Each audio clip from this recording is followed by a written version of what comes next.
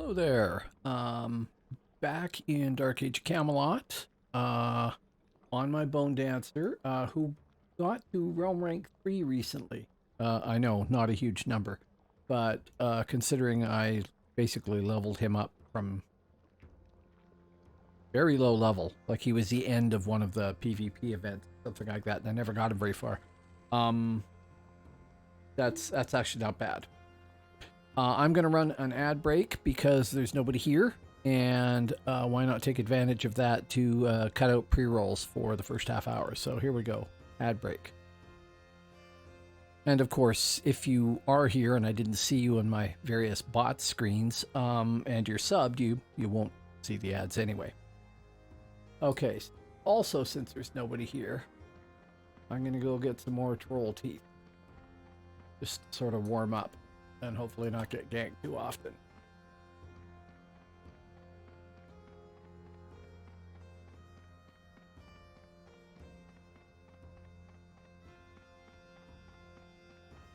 I have to say, I really like Bonedancer. It's a lot of fun. If you're going to try out Midgard and you want to try a caster, Bonedancer isn't a bad choice. Not bad at all. Now, I have way too many characters, and one of them is a Shadowblade, and he's not 50 yet. So what I'm doing here is hunting for troll teeth so I can dump them in the account vault, and he can take advantage of that to get to level 49. Oh, yeah, right.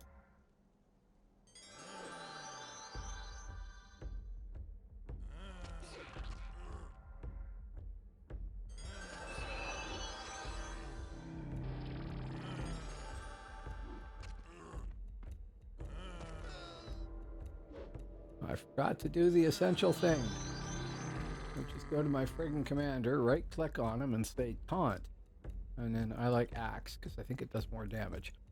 Okay, there we go. That should be that done. The ad break is done. Anybody who shows up now sees me, not the ads, which is fine. I hate ads, but they're a necessary evil.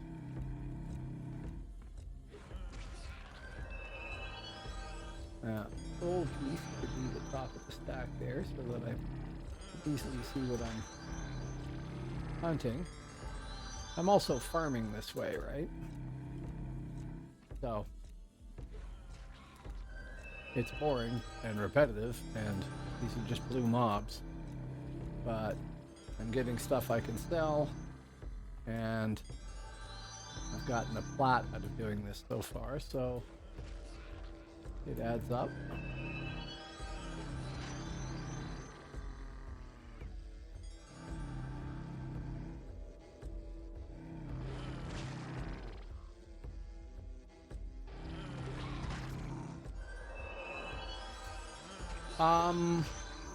Well, in the short run, I need to template my Scald before I can really play him and see if I like Scald. In the longer run, I know I'll like Shadowblade, but that's going to require vast chunks of money. So I haven't even started working on a template for him. And then, although I'm on Midgard, I suppose I could ship the money to Albion if I didn't end up using it here. And then I have my Minstrel to template as well. Altitis is painful. The pain is real. How you doing today? I'm sure Scald will be fun.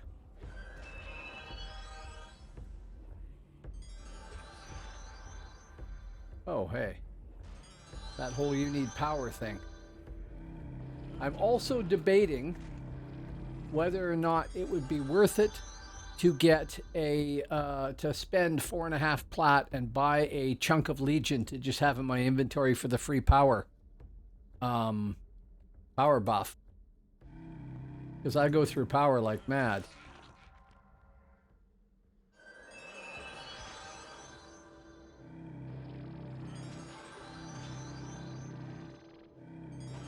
And yes, for something like this, I can just drop one of these and have a seat, and that's fine. But when I'm running around, that won't really do. So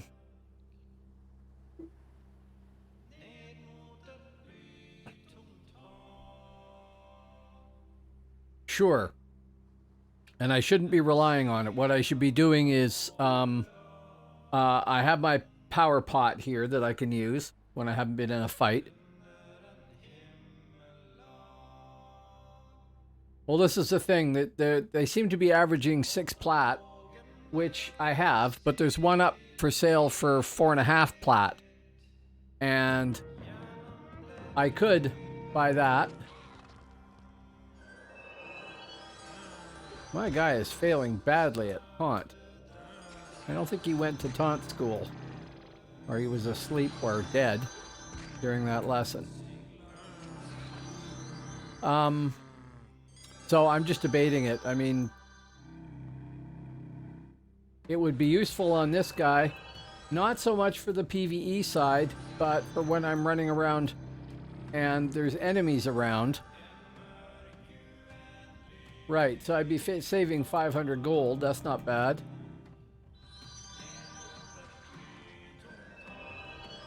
And it would advance this character, and if I ever decide that I don't want to play the Bonedancer at all anymore, then I'll just sell the chunk, right? So I might go do that when I go back into the Frontier Village. I'll teleport over and buy that. Although I'll have to go run around to the actual location because I don't want to spend an extra 450 gold just because I'm lazy. Actually, it's more than that, isn't it?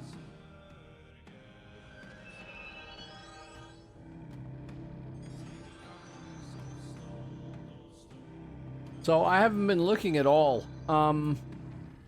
Is there an event happening sometime soon here? Thought we'd get the second one. Luckily they're blues.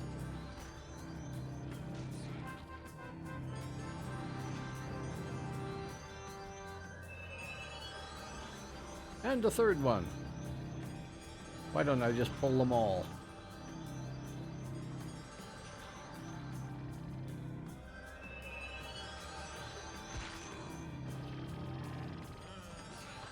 Yeah, that's what I thought.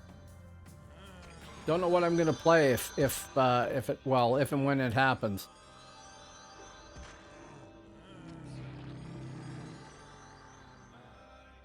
That's a whopping 3 troll teeth.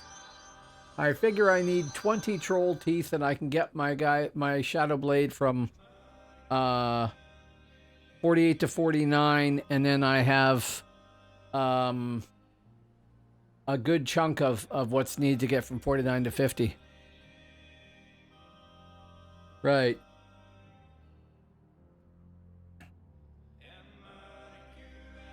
It's always confused me. I mean, why is Albion so damn popular? Really?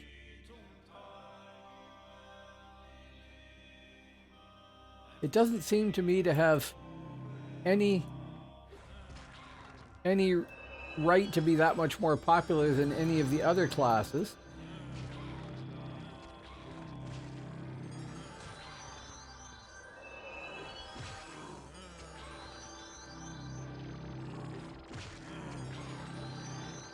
There, now he's taunting. Yeah, I mean, I didn't expect to like Infiltrator. I wasn't sure. I mean, I thought I'd probably like it, but I'd never played one before. And actually, Infiltrator's a great class. I didn't expect to like Necromancer that much, but I thought I should learn how to do it, and that would be good as a farming class. And if I was over there farming on it, it probably would be, but I'm not. I'm here. And it's okay. It's not bad. So I expect there are some other classes over there that if I played... Oh, Minstrel. I like Minstrel. If I played them enough, I'd probably like them. I mean, I do want to get my Minstrel templated so that I can run around on her and get a feel for her. I'm more likely to get the Scald done first, but we'll see. I have enough feathers on the Alb side to at least buy the breastplate or something like that. Yeah. I haven't tried a Hibcaster recently, like since I came back. Not really. I've got one that's like a mentalist that, I don't know, 30 some odd? Not even that high. So I should probably try a Hibcaster too, to be thorough.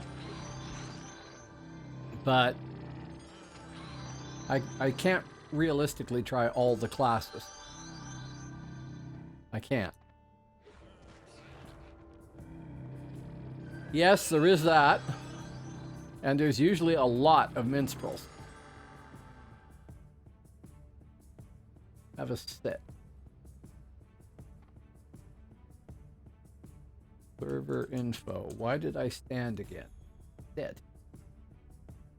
There are currently, hey, 25 Skalds, 22 minstrels. Then it's Cleric, Hunter, Ranger, Bonedancer, Shaman, Druid, Scout, Shadowblade, Berserker, Enchanter, Hero, Nightshade. Wow, 13. You get down to 13 healers. So Skald is really, it's Skald weather to right now. And Minstrel. And Skalds are just as irritating when you're playing on the Alb side. Now, where is... Bonedancer is in the 18s. Okay. Necromancer 9. Very bottom of the list, Armsman 4. Then Savage 4. Savage is actually fun. I'm just fundamentally opposed to the idea of giving away my health. It seems wrong. So...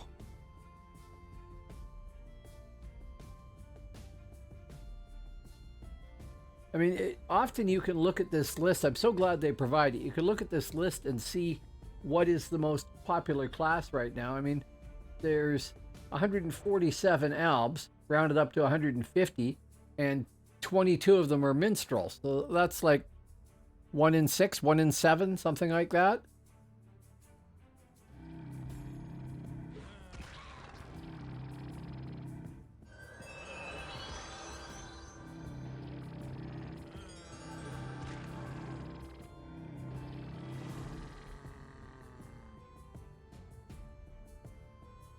There's definitely a few favored classes. Oh, you get so much of Albion is concentrated in that one class. I mean, granted, Sorcerer is probably their main Mez class, but Minstrel is their secondary one for that, and it's their speed class. And if you want to be spec'd that way, it's a stealth class.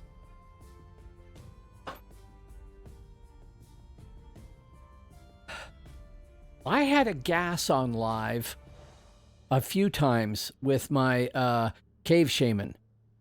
I really enjoyed that. Being in sieges, it'd probably be better in New Frontiers when there's so many tower sieges and things like that. I loved being in a siege with a dot class. That was fun. I haven't really tried Kabbalist. I don't know what it's like. Right. I think I have a level 11 Shaman. So it'd be easy enough to delete him and start all over again when the event comes along.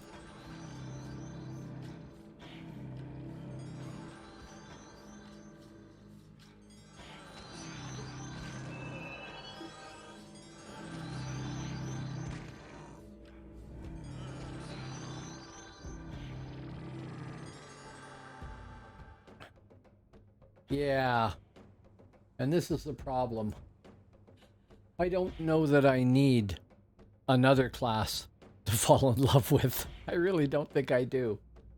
I need to concentrate on the ones that I've got, and maybe when the event is on, I should just ignore that. I don't know. I have 8. When I get my Shadowblade to 50, I will have 10 level 50s. Now, I'm not playing some of them at all, but they're still there. I could play them, and they probably deserve to be played. And what good is it to have so many? Really?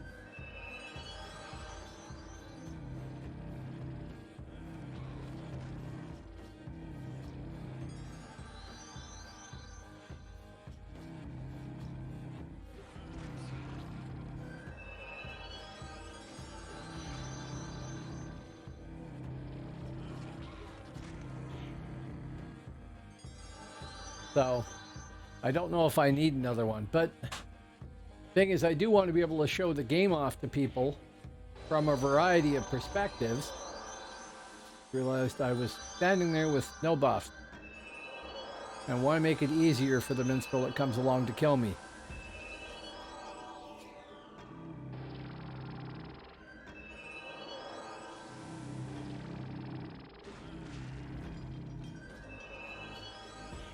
So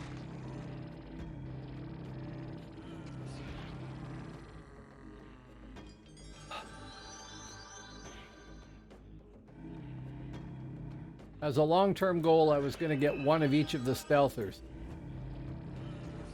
so I could compare them, but I don't know if I'm ever actually going to do that. I might go insane trying to template all that. It's going to be enough to get the Shadow Blade up.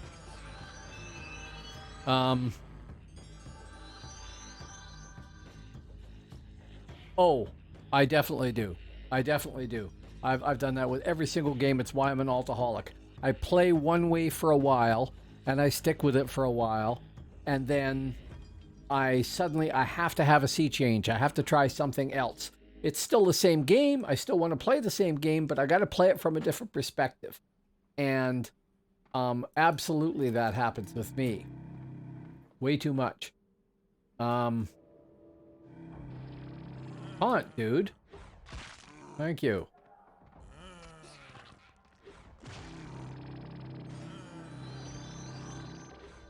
So, the other game that I'm going to be streaming is City of Heroes, which I absolutely think is the best PvE game ever done. And on that game right now, I have 24 characters. Yes, absolutely. Yeah. I finally get to 50, temp to my first run out into RVR. I see someone do something cool or another class, and then I want to do that. Yep, it happens. And to be honest, I mean, even in this game where they've decreased the leveling process heavily, I'll just sit. You do get the dopamine hit or whatever every time you level, right? Even though it's sped up, it's cool to level, to get new skill points you can spend, maybe get a new power, get something else to absorb into your mix of playing that particular character.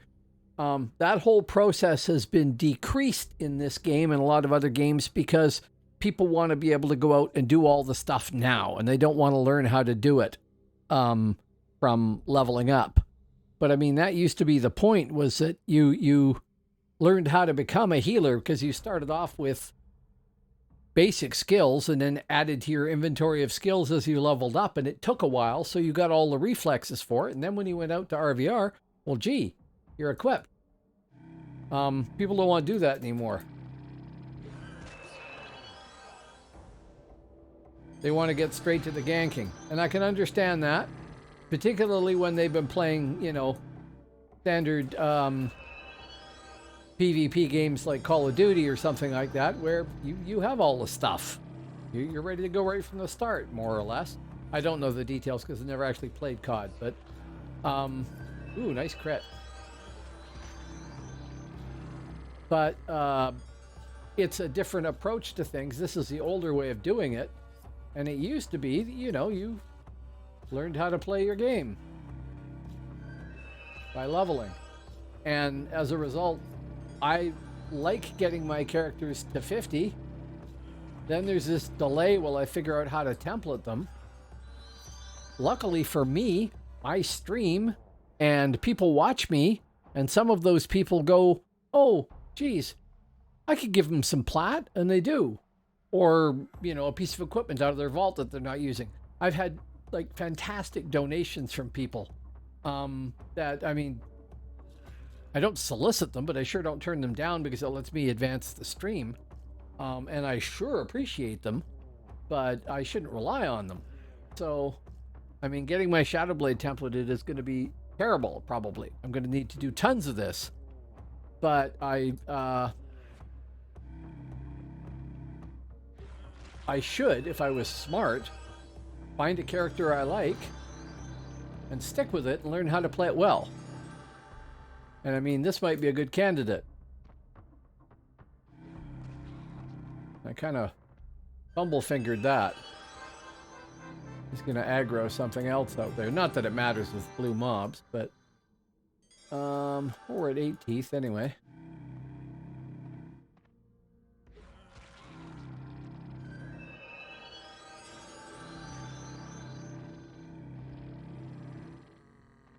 Bonedancer is fun. It has some variety of things that you can do. I haven't figured them all out yet.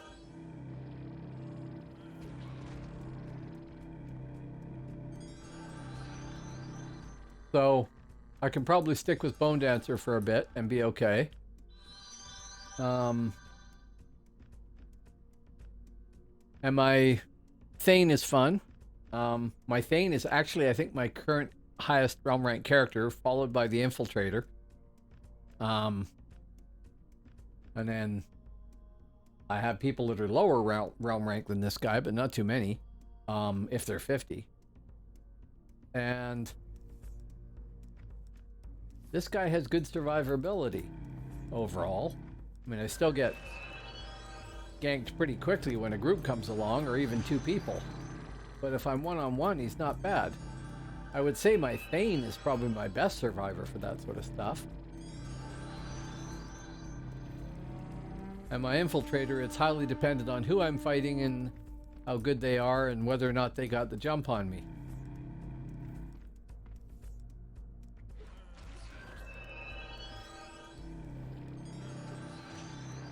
Now, with this guy, I'm pretty sure my survivability should be way up there once I learn how to react the right way. I just haven't figured out how to react right away. I gotta be pretty quick with it, and I haven't done that yet. So, we'll see.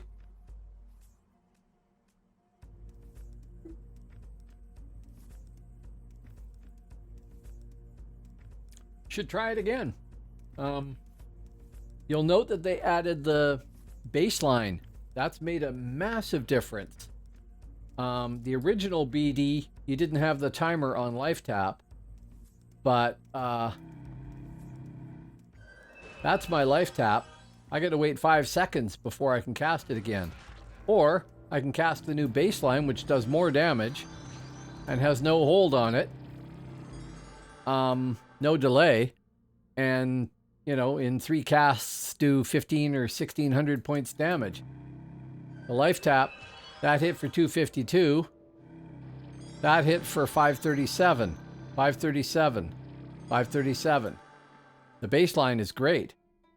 It's in sup, and I'm spec sup, so it's rewarding that. But it's huge. Well, if you like dot classes, roll up the dot version. I haven't tried that. I probably should.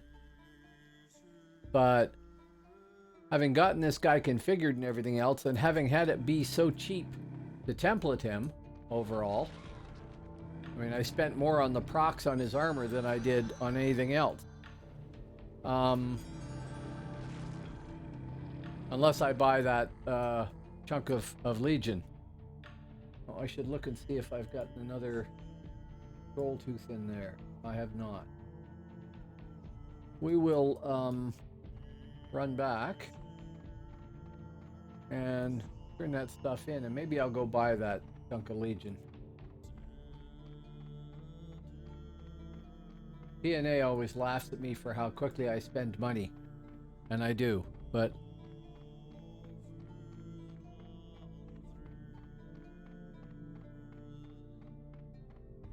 Okay, but... It might be lower damage, but can you debuff that damage? Is it body? Because I'm using Boost Bonecaster, which is level 22 in the Dark Line, and it's a 15% body debuff, and that's what my life tap is. Everything else is spirit, but the fact that I can do a 15% body debuff on everything means that my life tap is doing more damage than it would normally, so that's kind of cool, right?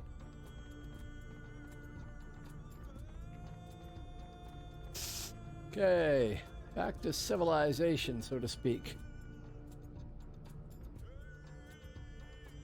Yeah, it could be that. It could just be that simple that they've gone and sort of meta-balanced it by...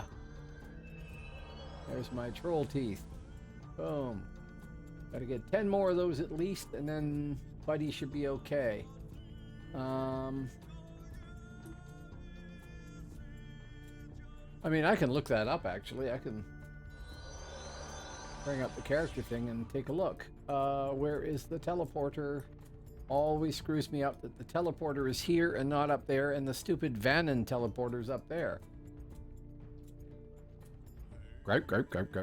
Entrance. Let's go take a look at the character generator thingy. Where is my web page? No, that's not it. That shouldn't even be open. Web browser. I have a web browser open. I do. There it is.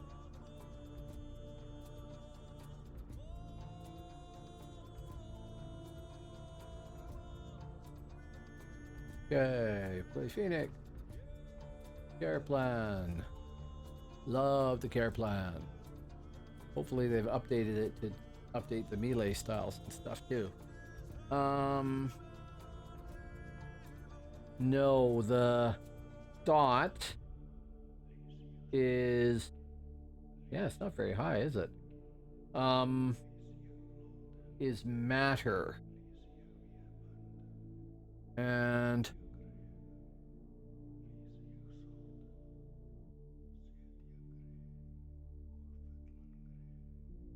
Strength Constitution debuff, body resist debuff, and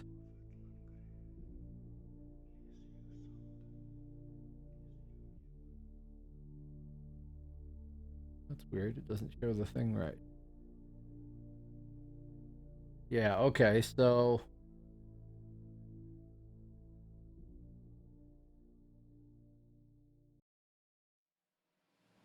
you're not debuffing your own damage or anything like that, which is always nice. Second dot is... AoE dot is matter as well. Not high.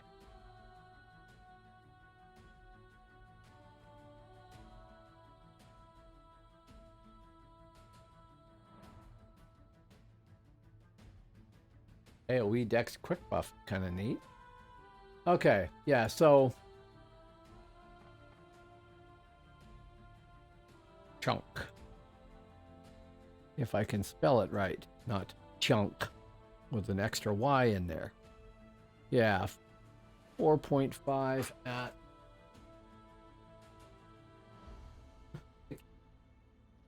21. Now, that doesn't mean I know where the hell 2129 is.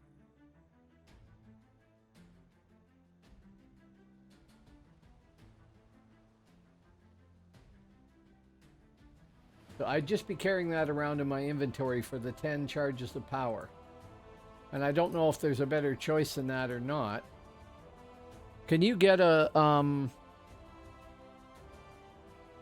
power potion pot?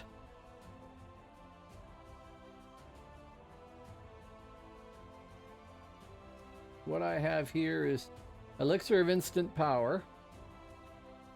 And I could get a superior elixir of instant power, value 99. The one that I have is not letting me highlight the thing for it. Superior elixir of instant power. That's what I have there. Is that? Yeah, okay, it lists it as elixir of instant power, but that's what I have. So it's a 99 pointer.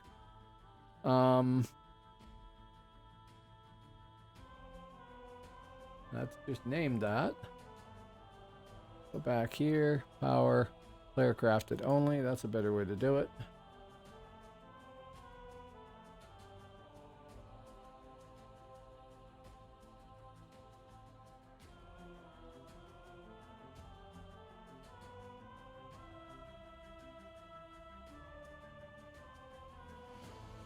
That's just power as well.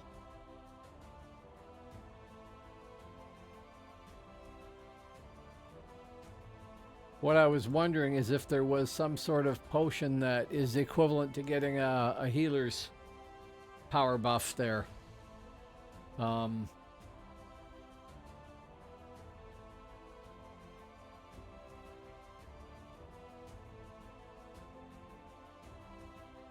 Sort of a potion equivalent to Serenity 5 or something like that. I don't think there is. Okay. Map.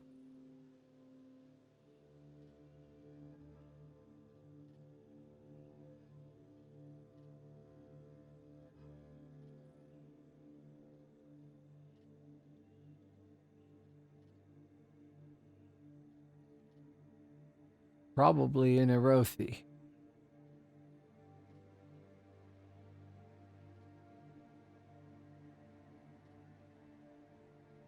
I'm gonna guess. House space 2129. I wish this gave you. No, it's due south. Wyndham.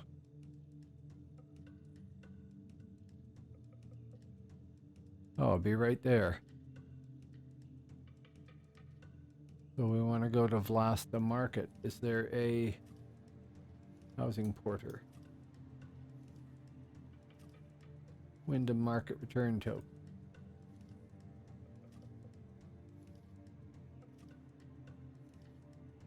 Did I not buy that? Oh, it went right to the top. Okay.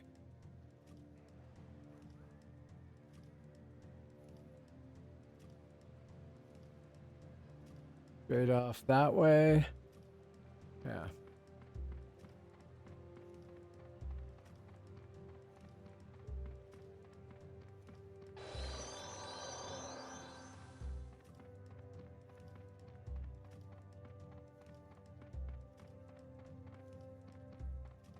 That way.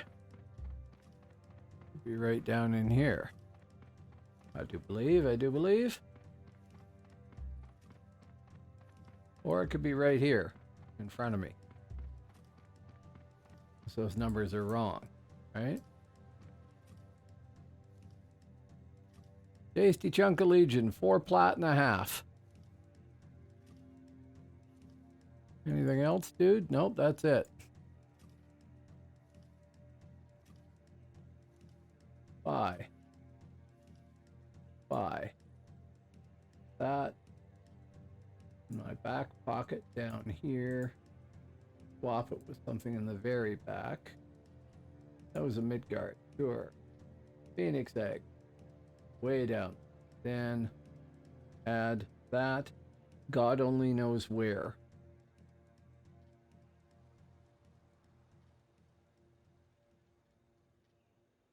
There. Really wish they had their own icon. That. Okay, now.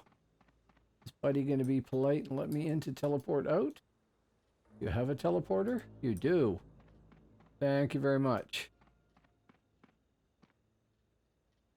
I'd like to go right back to the frontier.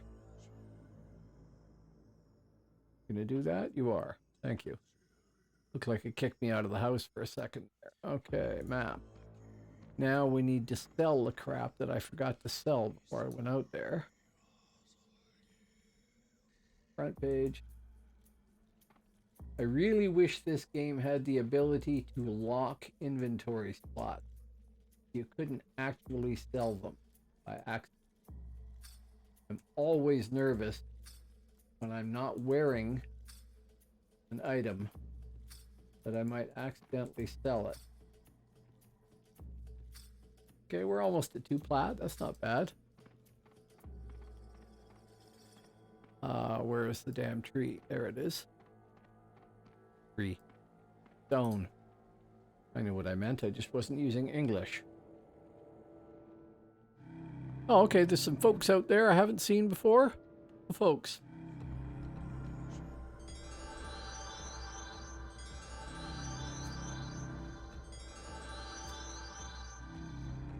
No, I wasn't paying attention because I was busy looking. Did I get 3 of you suckers? I did. Good. Me. 1.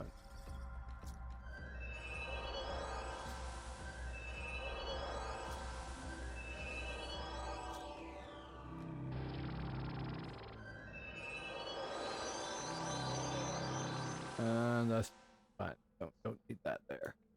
Okay. Now, what is the state of the realm? Because I haven't been paying attention. I mean, I was this afternoon. The Hibs had the whole frontier here, and the Alps had everything here, and the Hibs were on Fensalir and almost took it. I mean, they were close to getting the gate down, but it was pretty well defended. And then the Hib tide just sort of reversed. And I guess that's what's left here. Let's go get killed on the docks. I don't even know if there's a battle group right now.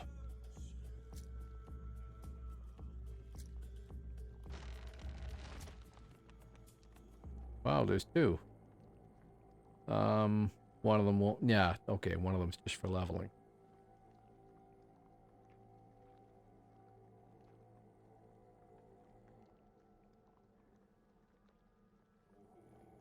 Yeah, not many people in that battle group. Not worried about it then. No,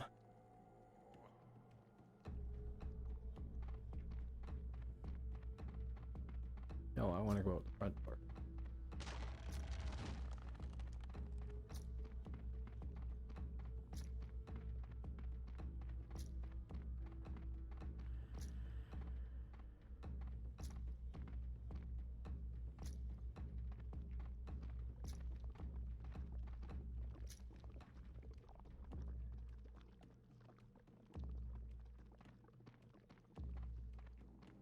Much to my surprise that I'm playing a Bonedancer and not a Spirit Master, because that was my favorite class on live.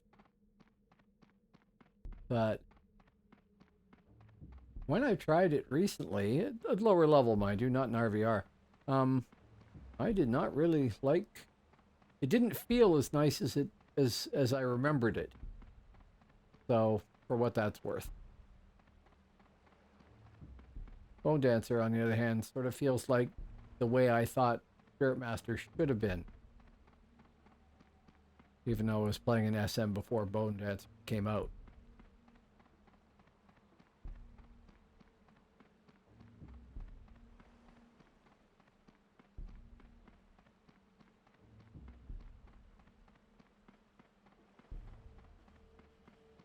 Okay.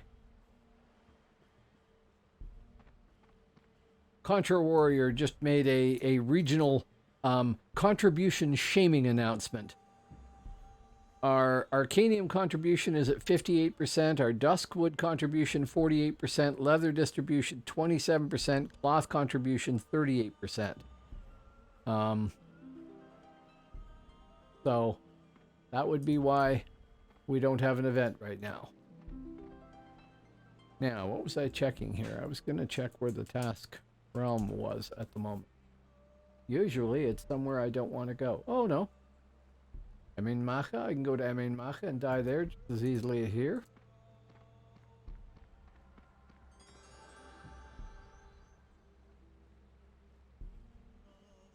Dunkrochen.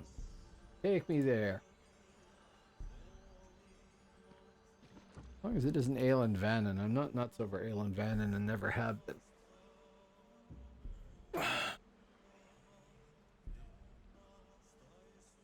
No cat. Not getting anything.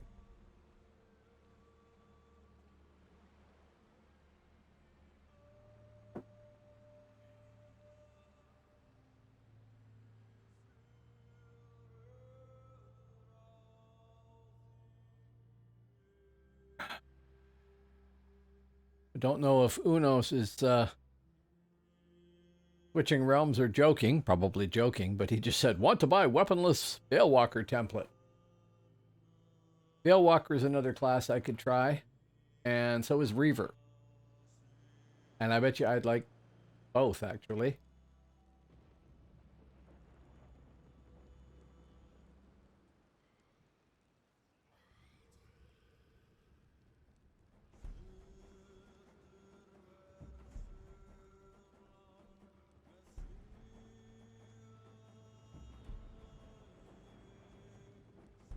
Thing is, at low realm rank, it's worth it to just go to these events and get killed. If you can kill somebody, even better. But if you can't, you die, then at least you participated. And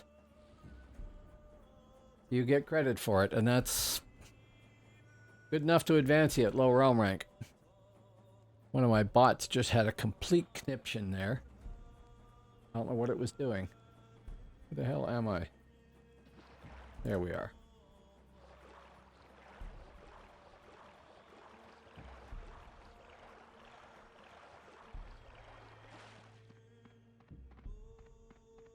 Everyone is up in arms about Veilwalker after style changes.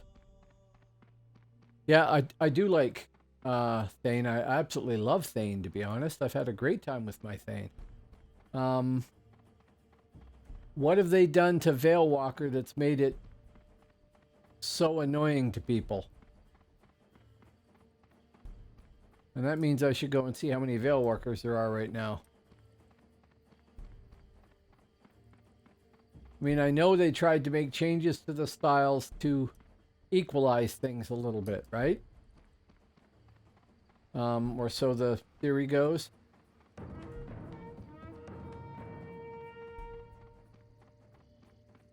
But I haven't gone and looked to see what they actually changed. I haven't even gone on any of my melee characters except my infiltrator one night there. I guess. I'll have to go look and see what they got. Oh. Next time I die, I gotta remember to turn a light on across the room from me. I have the dot on my forehead.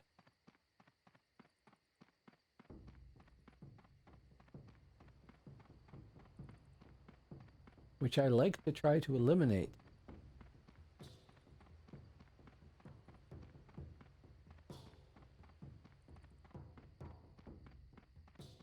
There it is. Ah, okay. Sure. Yeah, PNA was saying something about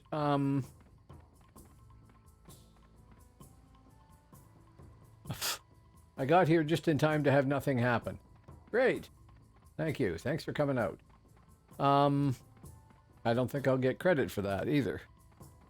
Because I didn't do anything. And it's Aelin friggin' Vannon. Am I going the right way here? I am. PNA was saying something about them trying to compress some of the chains that were like 3 things in a row down to 2.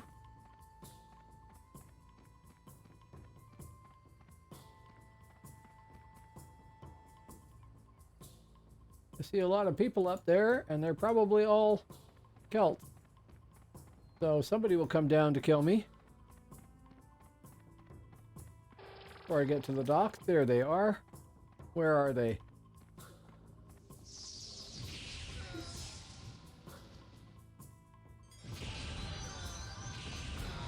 There we go. Boom, boom, boom. You are dead and cannot cast. Yes, I'm aware of this. Ever notice how it always seems like other casters are much more powerful than you are? I mean, granted, maybe they know what they're doing, and there was probably 3 of them there, but, you know, it seems like everybody else is better at things than I am. Now, I was going to do something when I came here. I was going to do a thing. Your misfortune is at least good for laughs. Well, yeah, sure. Hello, Dissoluse83. Yeah, I know.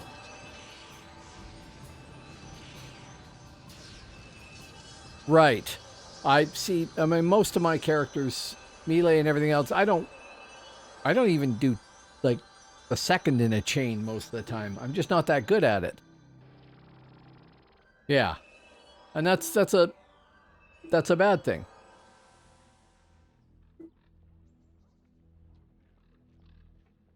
Yeah, I know. I used to play an awful lot of Counter-Strike when it first came out, and I wasn't bad at it, but there were people that could be like leaping across a box and hit me one shot in the head while they were landing, and then shoot somebody else, and then drop down a wall. And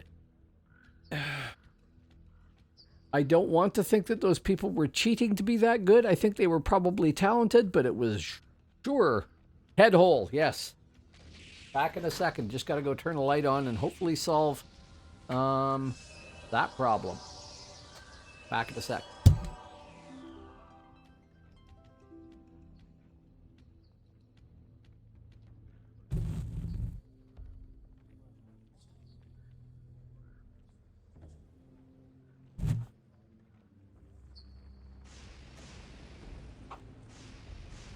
There, the peculiar combination of no overhead light, a light across the room, and my camera light that doesn't give me the little dot on my head, although there's still a shiny spot.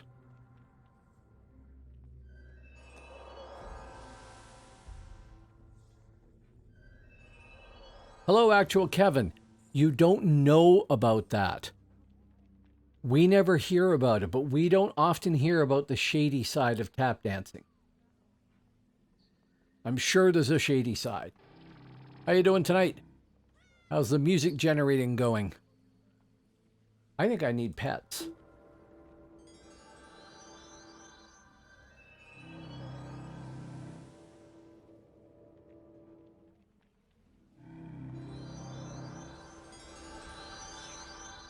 Two.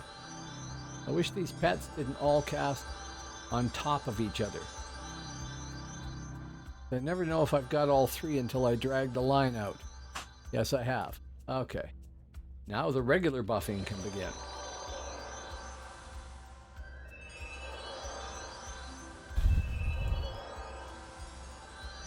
Well, I haven't played Counter-Strike in 20 years. I think there's something to suggest that by the time I've made it to... I mean, when Counter-Strike came out, I was already in my 40s, probably, right? I don't remember when that was. Now that I'm over 60, my reactions are probably just not going to be as good as some 17-year-old used to playing COD and all those other things. And they'll have the inherent advantage no matter what I do. Actually, a little bit better at quality here in some ways. But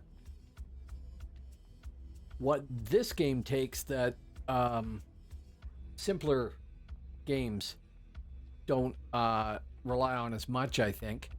A lot of those first-person shooters are really fast-paced, right?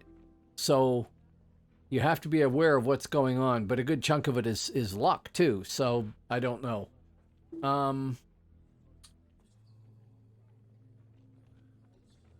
Yeah. What I like about this game, though, is it does matter the position you're in and when you do a style and whether or not it's part of a chain and stuff like that. First person tutors. I'm not even sure what that would be unless, I'm up here with a recorder.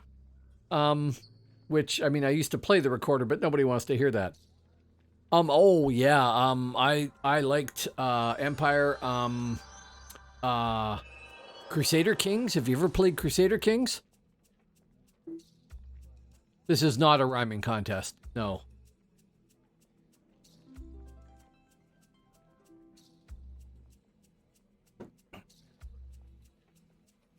I'll tell you what it probably is, Soda Bubblies, is, hello.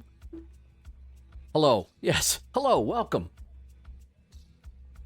Thank you for coming by.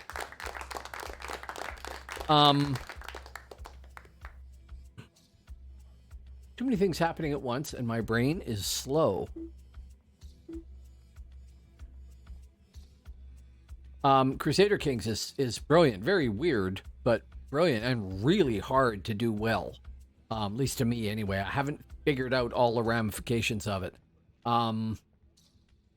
What else was there that I used to play like that? Empire, too, yeah. I'm kind of over the Talk Like Shakespeare Day thing. I am. And Talk Like a Pirate Day. And I don't know if there's any other Talk Like days that I've missed. Not sure. Oh, Actual Kevin, though. I have added some VSTs so that I can do voices and program them all in. So now I can talk like this if I want to. And go back to my regular voice. I have to wait for a little delay while it processes. Or more importantly, I can talk like this.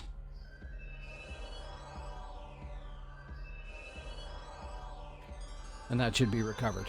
I had fun setting those things up. A lot of fun doing it. So those are all free VSTs arranged in there with a little bit of reverb on the deep voice. And then the Stream Deck program to turn off the other voices and turn on the appropriate one in each case. Yeah, basically. I've tried helium and talked before, not nitrogen. Does nitrogen lower your voice like that? Did not know. Today I learned. Actually, for a real Today I learned, if you remember way back, well, if you remember, like you were there, you're not that old. Neither am I. But in 1935, there was an actor named Jimmy Coogan who got screwed out of his fortune by his parents, mostly his mother. And he still had money from it, but it set a precedent that defended child actors against having their money taken from them by parents or guardians. So that established a whole Coogan's Law thing or something like that. Well, today I just learned that Coogan was Uncle Fester in the original Addams Family, which I didn't know. Same actor. Kind of cool. That's the end of that.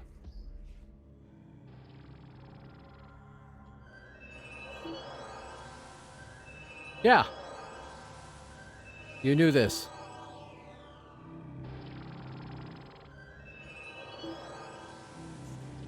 Hey. Your fandom for 1950s and 60s TV is doing well for you there. I want to go to Bloodmere.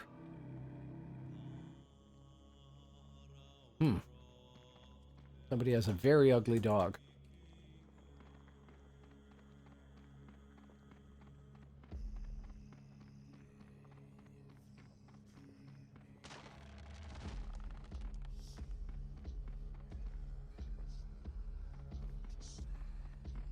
Oh, and this time, my music thing is working properly. So it's showing the song and the album that it came off of and the artist in brackets, and the progress bar. And that's kind of cool. It didn't work last time. Oh, you don't want to go to Space 1999. Wretched, terrible TV show. Go watch UFO from the 70s. That was cool. Oh, well, there's no shortage of terrible TV. Why waste your life watching terrible TV when you can watch good stuff? UFO was pretty good. Babylon 5. Babylon 5 is fantastic. Particularly for its time. You should appreciate that. It was all animated on Amigas. But it had good story writing and everything too. Pilsy Power. Pilsy Power. Who knows if that's any relation to actual Pills Power.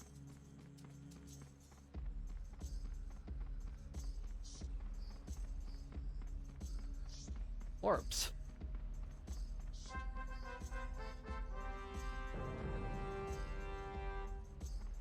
I don't want to go to Alan Vannon, but I guess I'll go to Alan Vannon. Don Krauchen to let me jump off there. Give me a boat, lady. Thank you. No, there's this guy with a character named Pills Power or something like that, who's one of the major realm leaders on this server. So he's really well known as a leader for going out and conquering and taking relics and stuff like that. So that was probably that character that was dead was a hunter, and it was probably his character, and he's just picked a name that was a close proximity to it so people know who he is. I'm kind of unique in that I have different names for each character with no connection to them. But lots of people, tons of people, will pick a name that is a variation on their main character name, whatever their main might be.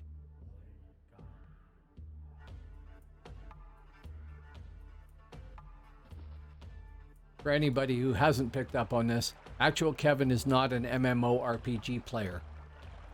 Not at all. No Man's Sky, yes. Probably Solitaire and Minesweeper. Not anything else.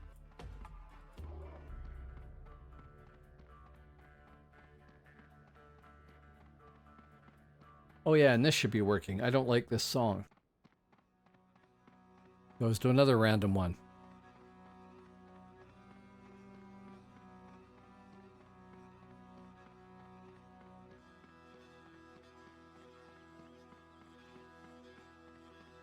There we are. Aimed. Past realm. It is still Alan Vannon for another half hour. I really don't like this zone.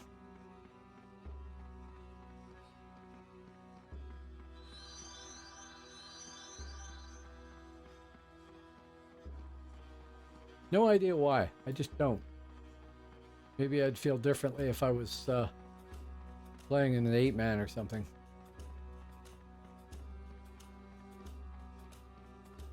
That's disappointing. We already own it.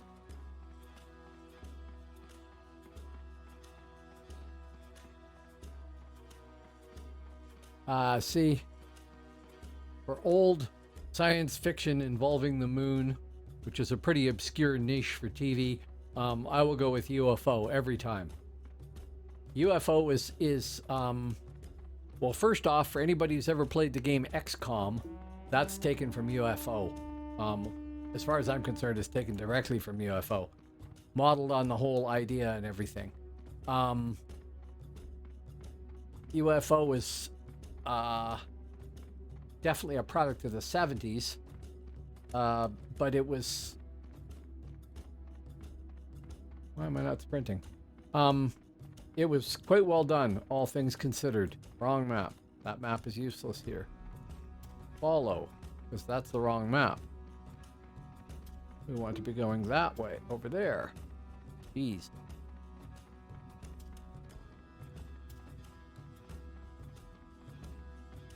Yeah, see, orchestral music, some of it, yeah, sure. Disco to me is the absolute antithesis of interest, talent, or anything. It's my least favorite sort of music. I would say disco is my least favorite, and I'm sorry because I know you like it. Jazz would be second to my mind on my list of music I like the least. Country and Western would be third. We own this one too. That's annoying.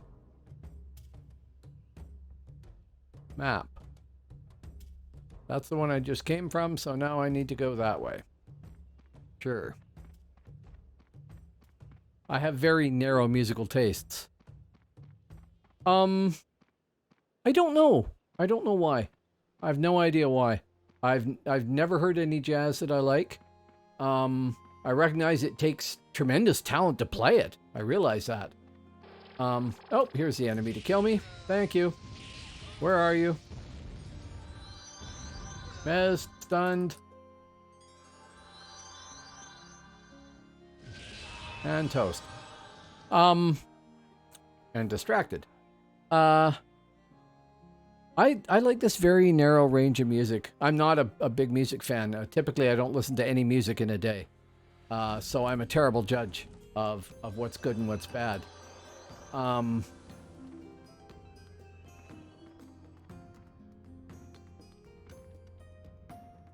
I have anything to recharge? I do. But I didn't actually use it. But it wasn't charged all the way up when I bought it. I used to absolutely be like totally rock and roll. That was the only thing I really listened to. And then because I used to play in a pipe band, Highland bagpipes and Celtic music. And because I was in the SCA, folk music. And I like medieval plain chant and things like that. So I don't claim to have any consistent tastes. Pets. Wonder if I can just drag myself between pet and not have them stacked so I can make sure I got all three. Should be able to, right? They can't all just line up on top of the previous one. There. Much better.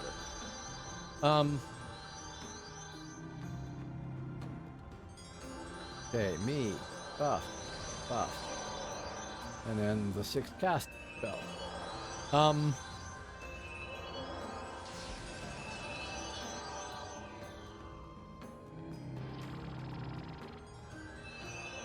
I think that there is probably music for musicians, and that's exemplified by jazz. And some people appreciate that whether or not they're a musician or not. That's really, really complex. Requires massive amounts of talent. Particularly the people that can improvise a lot of stuff like that. Got to be brilliant to do that. Then there is classical music that, I mean, is amazing stuff if you are a big fan of it. I'm not a fan of all classical music. I don't like modern classical music stuff that I've heard very much at all. I like Bach, Vivaldi, that sort of thing. I like Gregorian chant, and who knows why, right? What appeals to people is, I don't think it's something you can just say, oh, that's the perfect thing. I should update that. Anything changed? No. That's the perfect thing for everybody, or there would be only one variety of music, probably. I also like a lot of music by people that are singing, and I can't understand a single word of it. I like a fair amount of music from bands in Africa, or well, actually Africa, Latvia, Estonia, stuff like that. I don't speak any of the languages there. I don't understand what they're singing. but I like the sound of the voices and the sound of the music and the way the words sound, even if I don't understand them.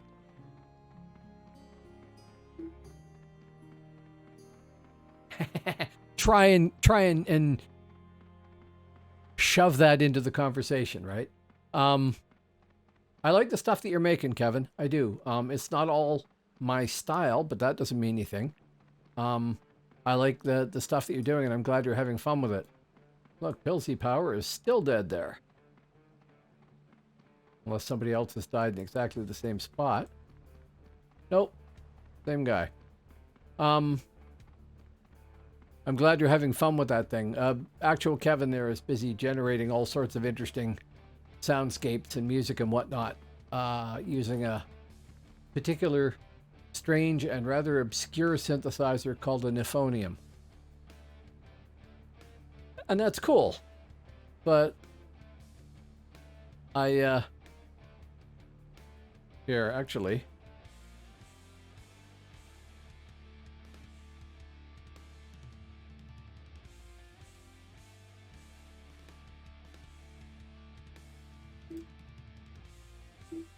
go ahead and post a link to that if you want.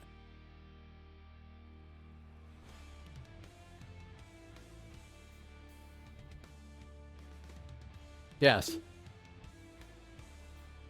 Yep, no problem. Happy to help you promote. And, I mean, I only have an audience of 7 viewers, including you, but...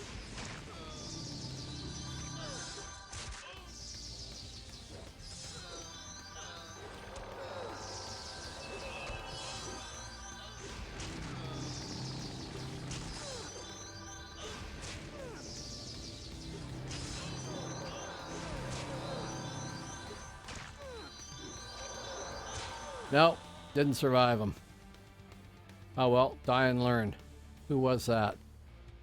Kempachi.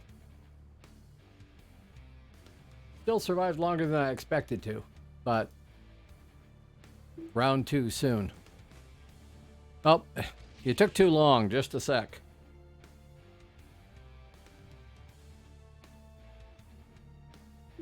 There.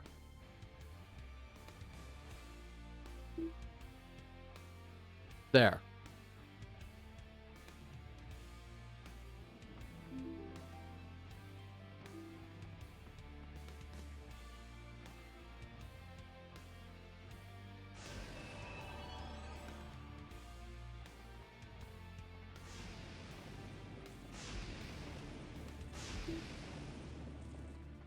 Right, confused on a higher plane.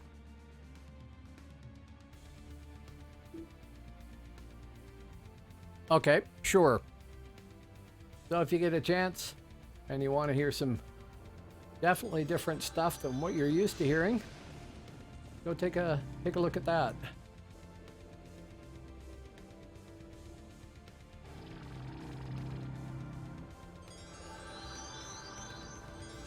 That's the problem with moving is...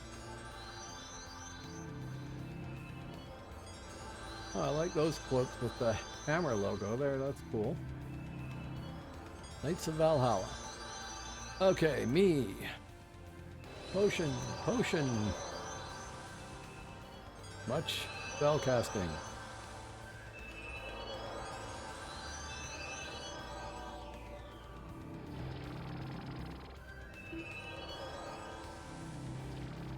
And a power pot. Yep. Okay. Round map. Back out there. Boom. Thank you.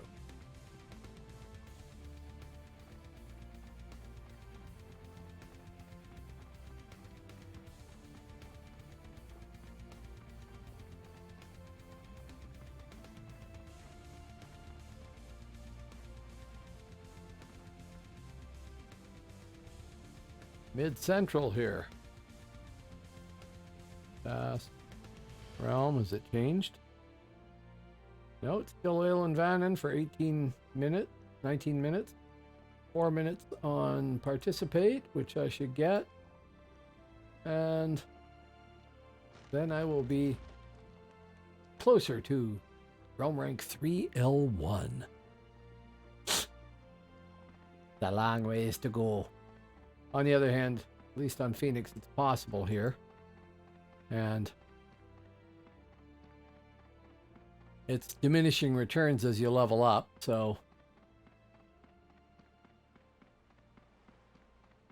much as I like the power of the physical damage RA,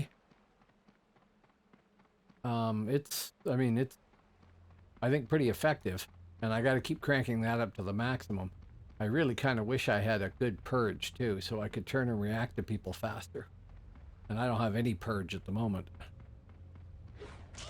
That's the same guy. And I am stuck while he does that.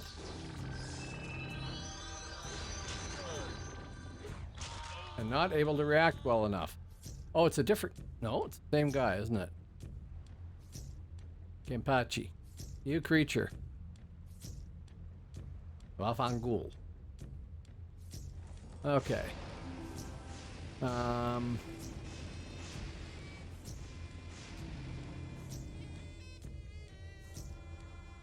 think I hit that. Nope. Now this might be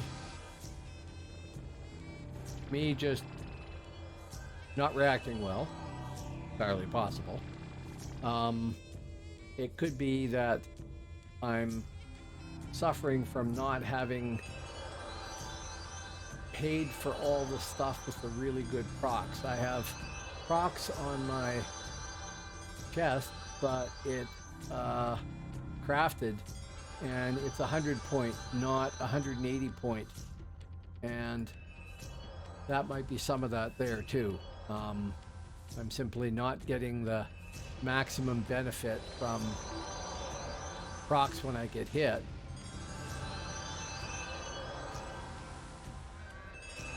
I have PD. Just a sec here, so I don't lose my place.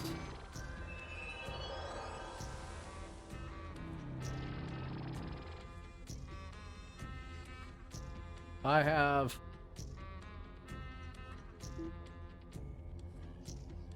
one, two, man, I wish it showed you. 1, 2, 3, 4, 5, 6. I think I've got PD 7. 20%, or maybe it's 16%.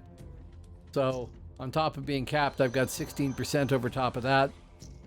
It should help. That guy's landing his PAs on me or whatever very well. And I am somewhat incensed. So I plan on, I'll bring that back up again. I do plan on getting that all the way up to level 9 at 30% defense. I don't know, unless it's an effect that the changes to the styles, they affect Nightshade's skills. Yeah, it may be that they just did a pile of skill changes for melee weapons here. And it may be that Nightshades are that much more effective because something in their chain that used to take 3 now takes 2 or something like that, or does better damage. I'm not sure. I haven't read up on all of that stuff. My plan is to get physical defense maxed, then start working on Mastery of Focus. I have Mastery of Focus 2 there, it looks like. And I could go to 3, which would be 9 levels. Actually, not bad.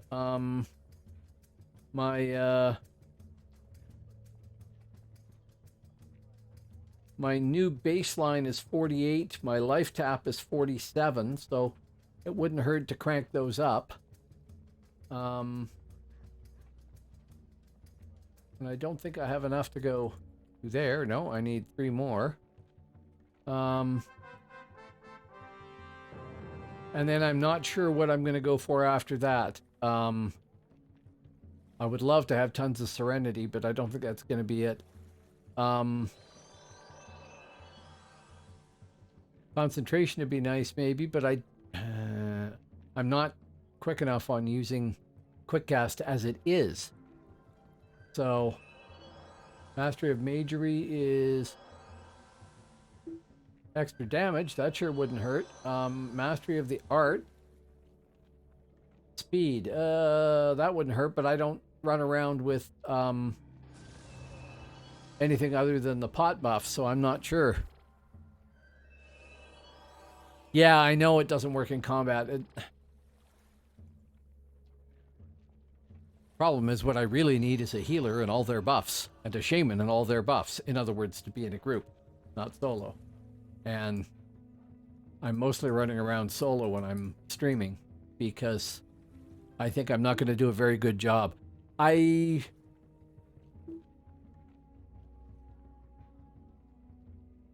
That is the thing. In order to use Purge, really, I'd need to have Purge 2, right? Rain. And probably another point. Purge. I'd need 3 more points to get Purge 1. And that's a 5-second delay and 15 minutes reuse. Really, Purge 3, 10 minutes delay.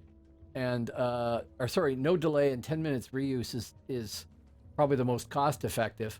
My Infiltrator has Purge 5, so I have no delay and 5-minute reuse, but with an Infiltrator, you're mostly fighting... Yeah, I know, and I need more points for that.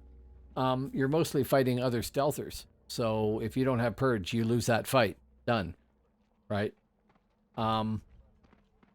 Whereas I am not necessarily doing that. I will be when I'm running around like this, because I'm, running to the docks. And thing is, I don't mind, I've said this before, I do not mind losing. I don't mind losing at all. As long as I can figure out what I should have done and try and do it the next time.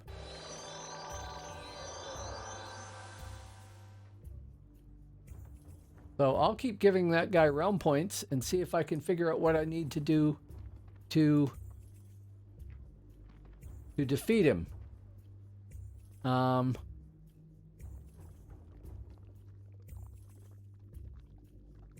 Now, what should I be doing? He's jumping me. I don't have Purge. So when I'm free of that, my pet is... Oh, my pets will be on passive so they don't run away too, because that kills me. They can attack when I tell them to, but... I don't really know what option I've got other than to get away from him and let my pets heal me and then turn and life tap him. So probably I just need to try and escape the initial attack long enough that I can kite him. I just don't know if that'll work. Like, when he PAs me, or whatever he's using, then I'm stunned. So I don't know if the pets can keep me up long enough to let me survive that and get away long enough to... Here we go again. Sprint.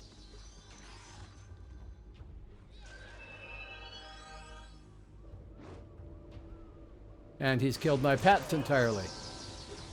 How the frigging hell did he kill my pet so quick?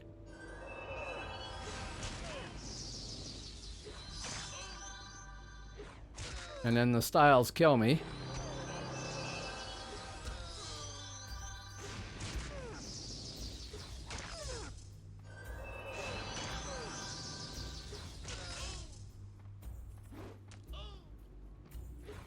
See, you got me again there.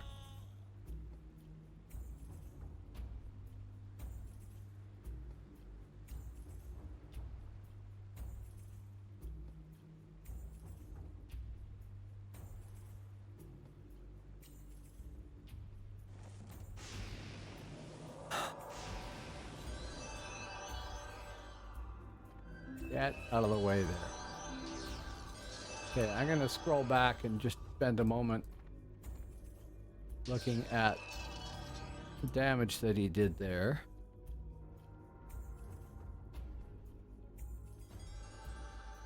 If the game hasn't wiped it all out there.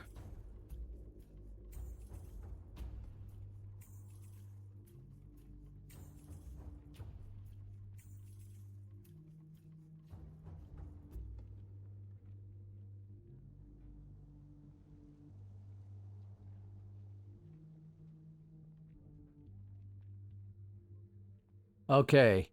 He actually PA'd or whatever my Dread Commander for 426, then hit it for 148 and 32, and then 158, and then 179, and then 81.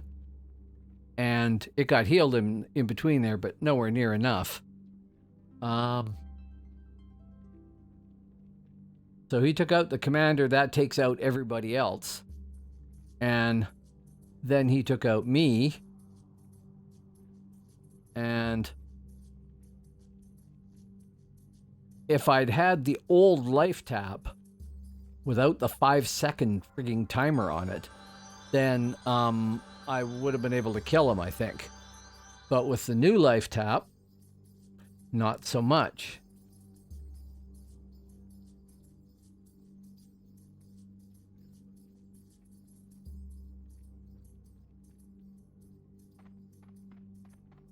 Okay, that's annoying. It's annoying because I don't know what I can do differently.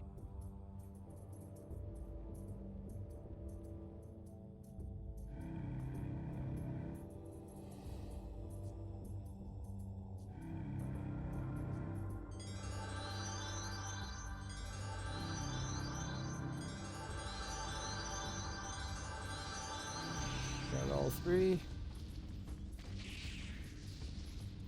No, it's only two. Give me another one, please.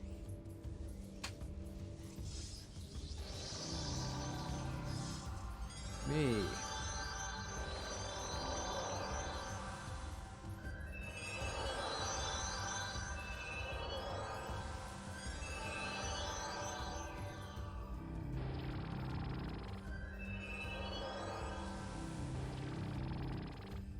Now,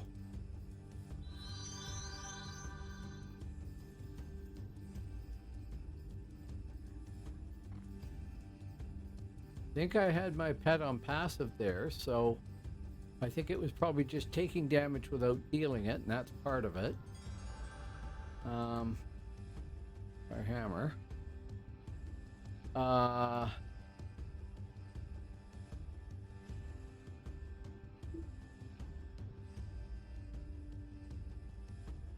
Yeah, my skull doesn't have a template yet. I can take my Thane and bash everything. My Thane is actually pretty effective. But I want to figure this out. I want to figure out what I'm doing wrong. And I want to keep participating in RVR until I get a few more realm points. Because that even helps in PvE. It certainly helps when you're...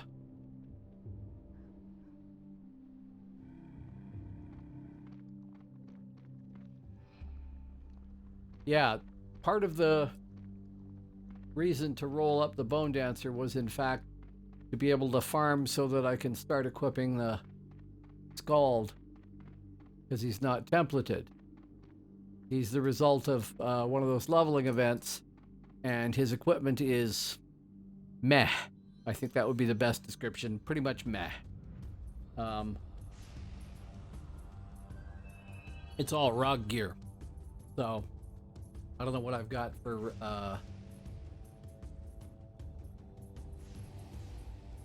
Oh, bounty points are just for appearances and stuff, that's right.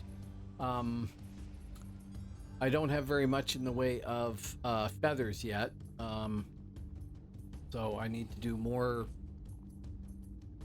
RVR, period, to get feathers on that. And then go on some raids. I haven't been on that many raids.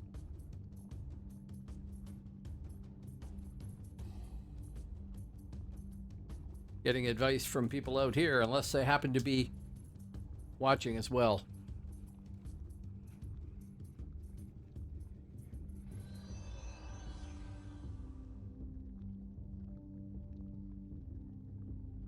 They're saying try to root him. Yes. And I set up root on my controller here. Just let me take a look.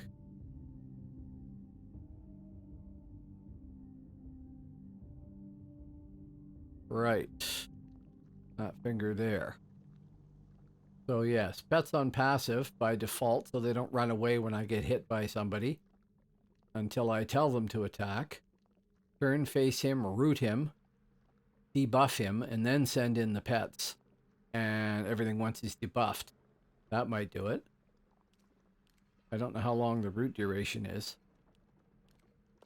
Long. He'd have to purge it. I'm sure he can, but it's 1 minute 13 seconds without modifiers. So...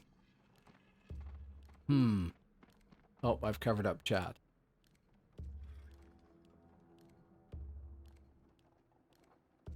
Oh dear. I'm sorry your PC broke and you have to reformat. That sucks. But once all that's done, yeah, I would think that they have to have a I forgot my password option there. Your password and username for the forums is your password and username for your account, right? It's all the same, I think. That's pretty standard. So if you can go on your phone and log into the forums, then you can see your username there, and then I don't know if it'll show you the password or not, but then you could change your password if nothing else, and verify on your phone and do it all via email, and then you'd know it. Don't take my advice because I might be saying something wrong here, but at the very least, other than that, you could probably contact the people that maintain the server and say, hey, I've forgotten my password. Here's my account information. Here's the characters that are on there. I don't know. Here's my email address. Did you have, I don't even know if they do it. Do they have two-factor authentication there where you get text messages at your phone number or something like that?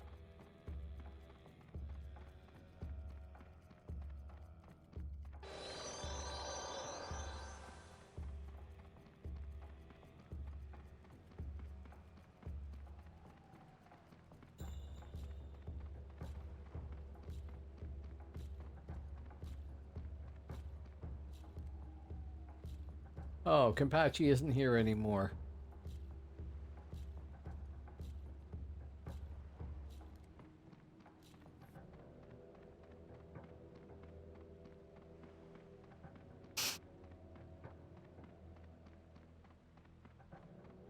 I'll tell you, I hate having system crashes. I'm on a PC here, but I have a Mac as well, and I lost everything on my Mac because, well, I'd have to set it up again, and then I forgot to put the backup in place, and that's just me being stupid because I know about that, and I didn't do it. Right. Yep, sure, ask them. Where's everybody off to? Ask. Realm. Aelin friggin' Vannon again. Yerg. Okay. I don't know where those people are going, and they're a guild, so I won't jump in their boat. Broken. Sure. Buy me that. Boom. Give me a boat. Oh, you're kidding.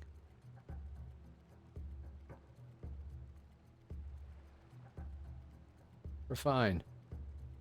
Disembark. It changed right as I was standing there. Okay. We could go...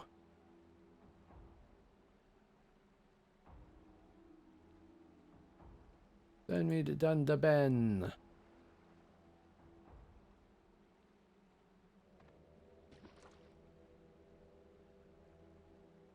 Sure.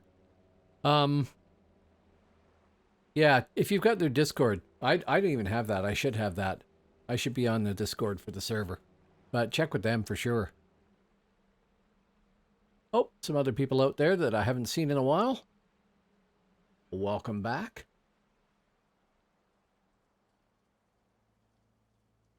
Thank you for coming by again.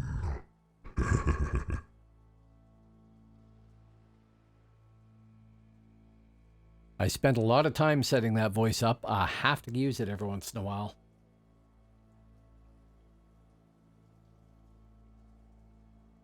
Come on.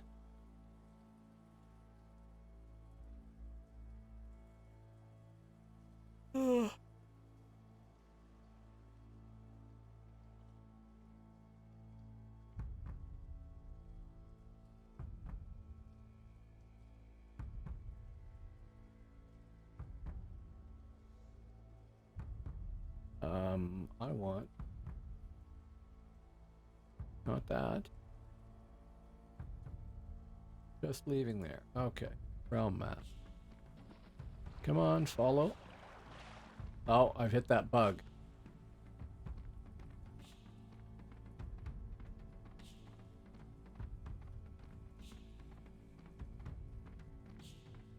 I wonder if it's map related.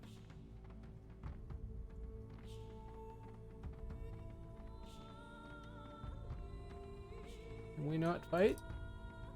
You're not actually here? That's funny. Stupid bug. I don't know what causes it.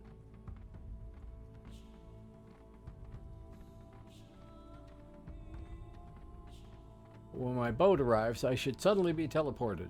And then killed, probably.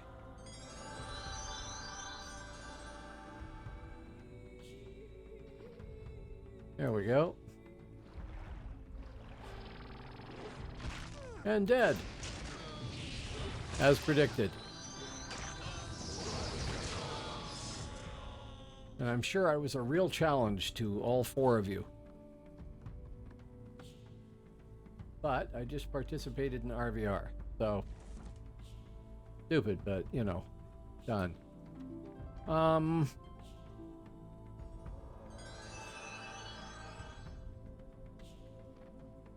Healer. Recharger. Thank you.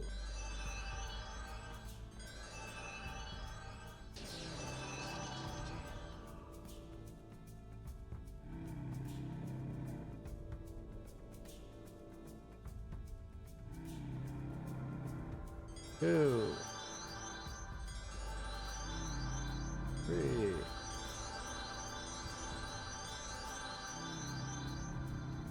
Now, I guess there is also the possibility that I should look into whether or not getting Mastery of Focus would affect my pet spells as well. It probably doesn't. But it would be interesting to know that, because I'm using 3 lower level healing pets here, and I could swap one of them out and have the buffing pet, I think it is. I can't remember what they all are. And see if that made any difference. Maybe there's something that would act like a shaman and have a root on it or something. I don't know. Okay, at the risk of boring people, I'm going to go spend just a few minutes getting some more troll teeth for my Shadow Blade. Because he only really needs another batch of 10. Oh no, I just want to go straight out the poster in here.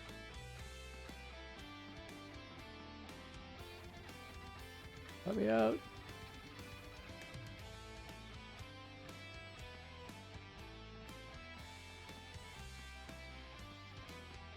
So I'm trying to multitask here. I have a Shadow Blade whom I want to get to 50 and then eventually get templated. Because I like my Infiltrator a lot. I'm sure I'll like Shadow Blade. But he's 48.5 right now, and a little bit. So I'm cheesing his leveling by grabbing the troll teeth that drop off these blue mobs here. and then leaving them in my account vault, and then I switch to my Shadow Blade, and he turns them in and gets credit for them. And I already got enough of the Phoenixes that are over here that he might be able to do most of 49 to 50, so I just have to get him to 49. Yeah, to 49.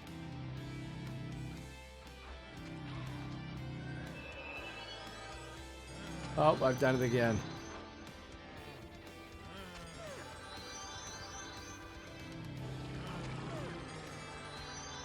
Forgot to click on this guy and say taunt and axe.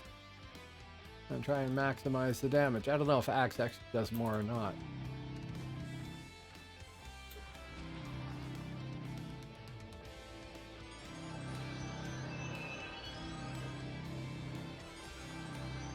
So there's my troll tooth.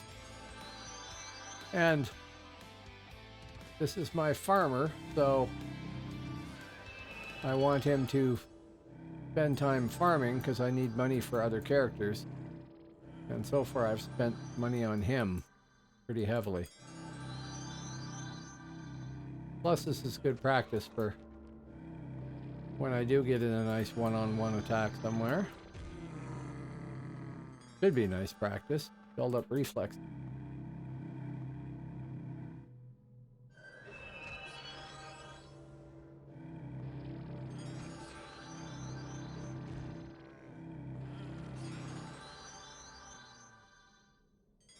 My pet doesn't actually do bad damage.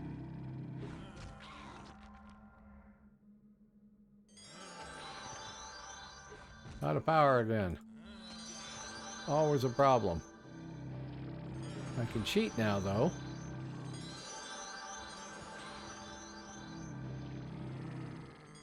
But not really the answer. So while I'm sitting, we are due for another PvP leveling event. If you had thought about playing on Phoenix and you haven't, I would wait till that happens and level a character there, because you can level entirely in PvP from in a special zone in that event from level 1 to level 50 and up to realm rank 5 level 5 in that one event.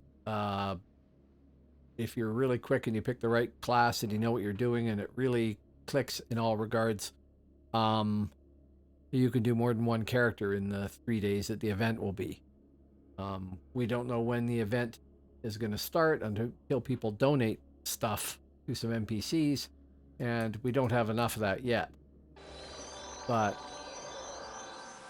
it will happen soon, probably in the next day or two. And then they'll start that event, and I haven't figured out if I'm going to participate and level somebody up in it or not. I don't really need more alt. No. Attack. Don't bring up the thing there. Do the attack.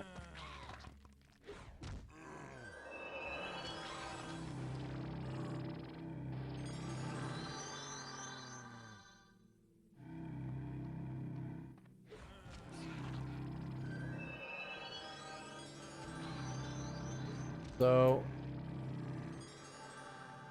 for anybody who is even remotely curious, I'm pulling with a body debuff, then hitting my other two debuffs that they probably don't matter that much. Then my life tap, which is body, does an extra 15% damage, which is kind of cool. Great to be able to debuff your own damage whenever you can.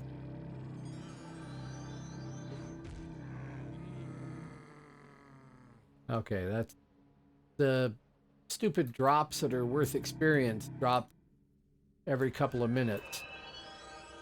So I'm trying to get 10 more troll teeth, and I have 2.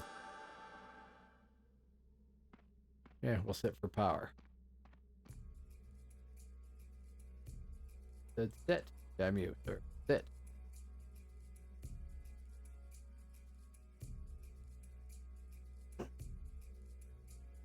I suppose what I should do if I'm going to try another character in the PvP event is I should do a Nightshade, because then eventually I will have the Shadowblade templated. I can try that compared to my Infiltrator, who is templated. And if I level up a Nightshade, then I will have all 3 of the Assassin class. And that will be a neat thing to compare. Debuff, debuff, life tap, baseline. Baseline rocks. I'm hitting for 530 here. My life tap doesn't hit for that much. Life tap hits for 309.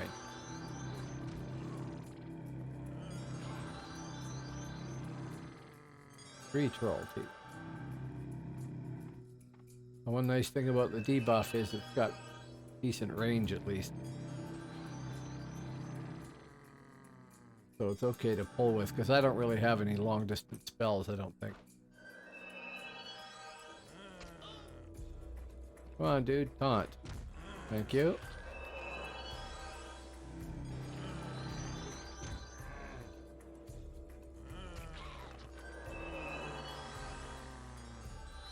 Yeah, when the life tap was untimered like that and was down to your casting speed, then yeah, that was much better.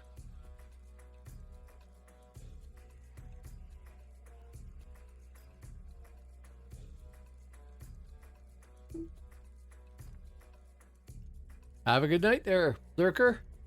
Good luck with getting your system back up and running. Sorry to hear you had the reformat problem there. Make sure you do a backup once you get it back up and running.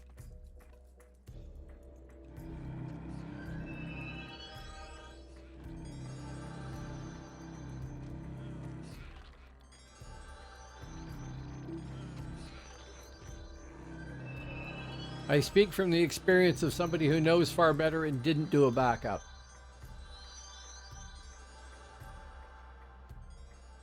And lost a lot of stuff. I mean, I did lose an awful lot of stuff I didn't need. So, in a sense, it saved me an awful lot of time of going through old backups of things. But I'd rather have the option.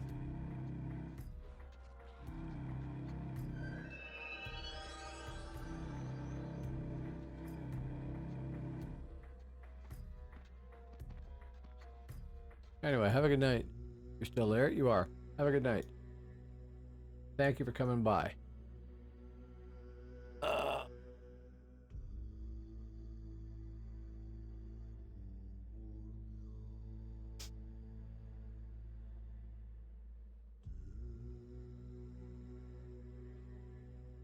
Hope everybody's doing all right with the heat wherever they are. It's not bad tonight, but it was absolutely terrible here last night.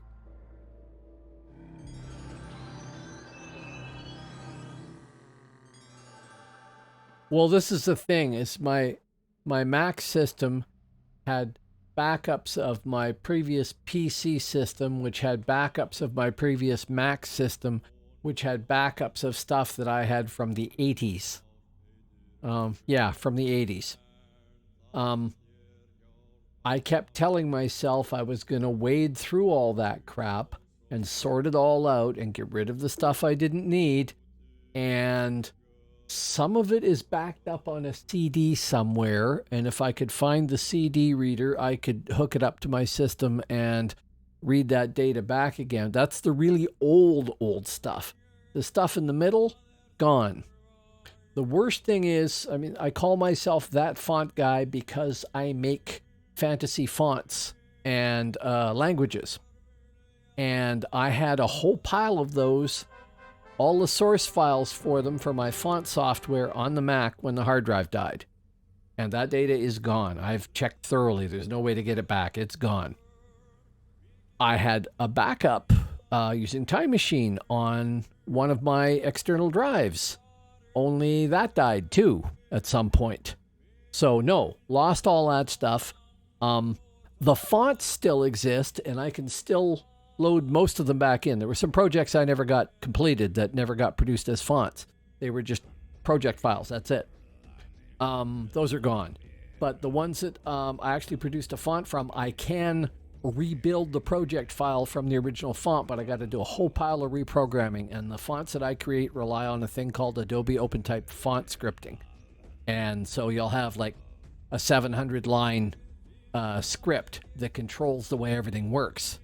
And I lost some really clever programming that I did in there. And it exists in the font and should work and everything like that, but rebuilding it, if I wanted to make any changes, is going to be horrendous amounts of work. I'm working on doing that for one of my fonts right now, actually.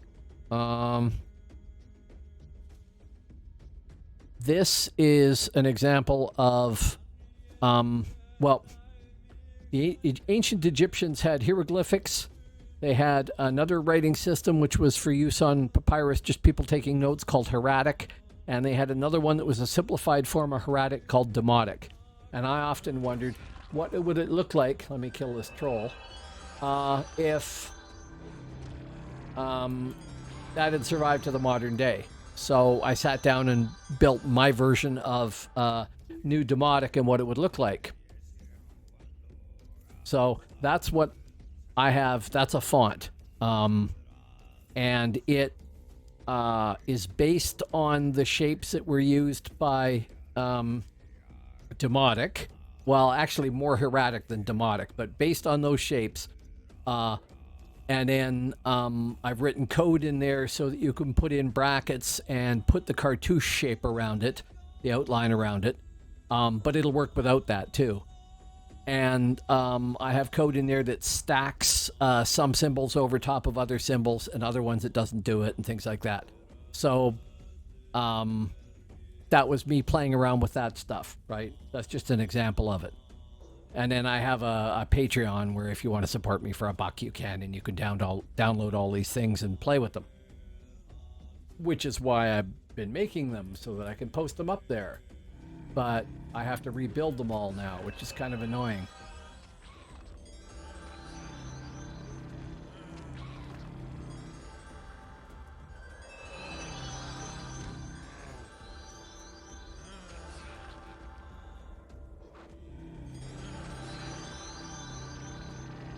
So the answer to all that stuff is to make sure you have a backup of everything. And what I used to do was I would save all my data on my system in one overall folder, like documents or whatever. And then I could just back that up by burning it to CD. So I still have some old CDs somewhere, and I can pull a lot of my oldest data back that way. But it won't include the more recent stuff, which is unfortunate. But then, nobody to blame but me. I even had Time Machine, which is the perfect tool for doing backups and restoring stuff, and haven't done that. Didn't do it. Stupid. Now, I still have to replace the hard drive on the Mac. Right now, everything is installed to an external drive. But since the Mac still works just fine, I'm going to try and get an SSD for it. And then I can use it for my font software, which is very expensive, professional grade software. Probably the best program out there. Program called FontLab Studio. And it doesn't work as well on the PC as it does on the Mac. So I want to keep producing fonts on the other system and use this for everything else, basically. Which is more information than you probably needed about all this crap. But it's something to talk about. Okay, we have 6 troll teeth. So 7 should be along shortly. Then I can swap to the Shadow Blade, go trade those in, and find out if I get to 49. It should be close.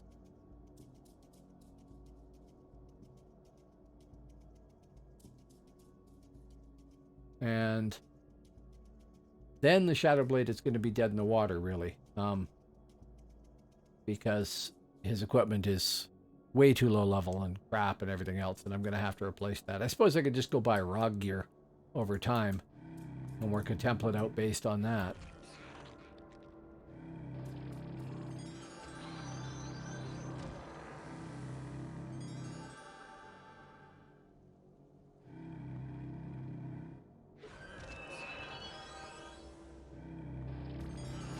Okay, I'm wrong. In the meantime, though, I'm raising money for future endeavors. I did that a while back. The CD's backup. These days, if it's my own stuff, it depends. Code would be on external multiple drives, backup flash at GitHub. Yep. Documents on most of that, but Google Dropbox also. Save files spread out throughout external drives, flash. Yeah, see, I need a more robust plan. I have a real stone soup of computers here. I have my new PC gaming rig here with 27-inch curved monitor that is absolutely glorious, and then a vertical... Actually, hang on. Here... Where is it? Did I get rid of it? Maybe I did. I had a picture of all this stuff here. Oh, no, here. That's the way I've got it set up right now. That's my gaming PC, and then a monitor that turns vertical for OBS and chat and everything else on the left there. And then over on the other table, I have my 27-inch iMac desktop, which is old but still functional, except it needs to have a new hard drive. And then I have UPS to protect all of these things. Then I have a Mac Mini that has Windows 10 installed on it. Behind that, it's headless. I run it as a Plex server. Then I have another box that is just rescued out of a dumpster, which I haven't figured out a use for them, which I should probably, if I was smart, put back in the dumpster. But it may end up with Linux installed on it. And then I have an assortment of hard drives all over the place.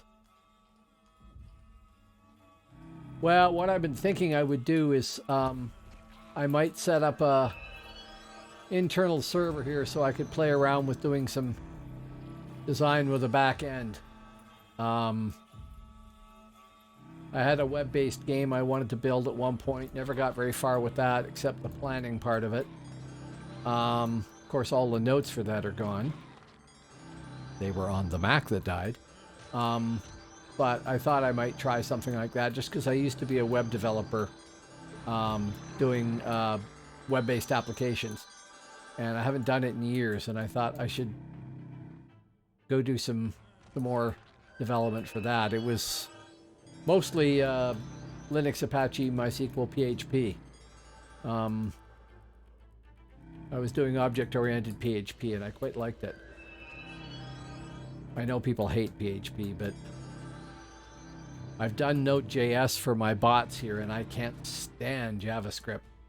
And I don't understand Node.js. I really don't. I've tried. I don't get the whole system that it works under. Yep. But see, I did some amazing things with PHP. Really amazing stuff. Loved it.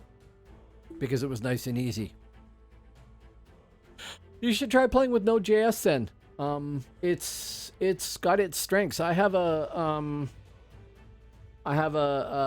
chat bot that is monitoring my chat here, and has some commands that nobody ever uses, and I should probably simplify. And then I have another one that looks at my current channel's viewer list and sorts out known bot names. So I can see that other than me, there are 4 people showing here as actually viewing the channel, even though Twitch says there's 7. There's 4 of you showing here. And then 1, 2, 3, 4, 5, 6, 7 bots. 1, 2, 3 of which I invited to be here. And then it doesn't show my show my bot. I don't know why. I registered it and did all the appropriate stuff, but it doesn't show it. So I've done some neat stuff with Node.js, but it's all been hacked code. What I liked about PHP is I was doing object-oriented stuff, so I could make pretty easy to maintain stuff. Yep, I do. Used to do Visual Basic back in the VB5, VB6 era. Terrible programming language. You could do neat stuff with it, but terrible. I haven't learned Python or C#. or C, and I should probably learn Python. Particularly if I was going to be really going at it heavily. Something called stackless. Yes. Stackless Python? The game EVE Online is written in stackless Python, apparently. That, and just for the sake of it, I would like to learn how Lua script works, because they use it to program quests in MMOs. And it'd be interesting to understand how that works.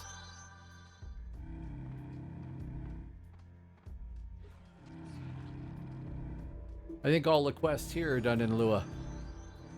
Yeah. Yeah, it must be a really good way for doing simple branching stuff. And Python looks really cool, yeah. And if I learned a little bit of Python, it ties into my font program too. You can write routines for font generation that use Python to do a lot of the heavy lifting and save you a lot of time.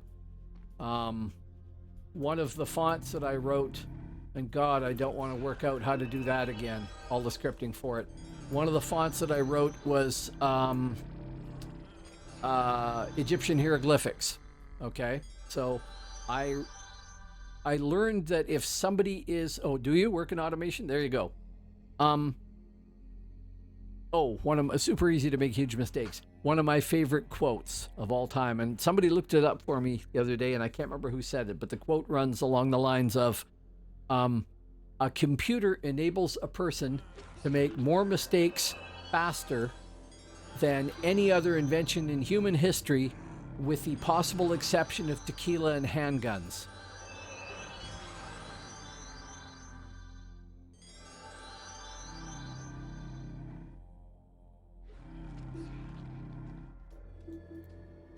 Yeah.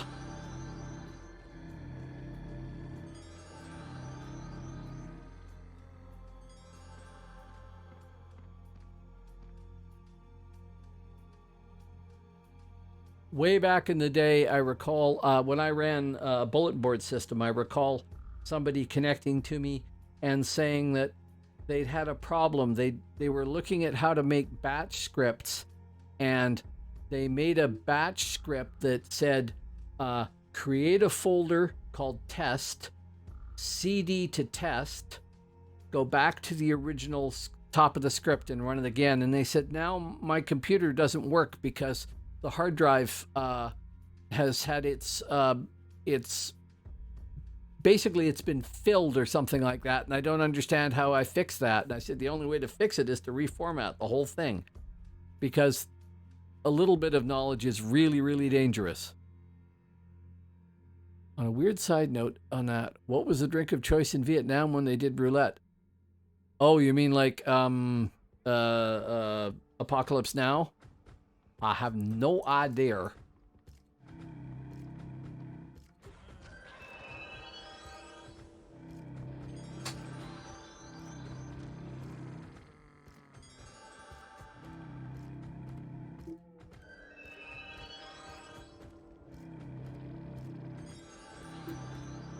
Oh, Deer Hunter. That's the one I'm thinking of. Sorry, Deer Hunter. That is the one I'm thinking of. I have no idea what they were drinking then.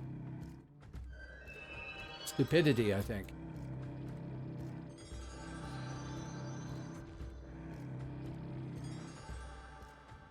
Tequila, I will note, is really, really dangerous stuff. There's lots of alcohol that creeps up on you, but tequila is just an amazing thing for that.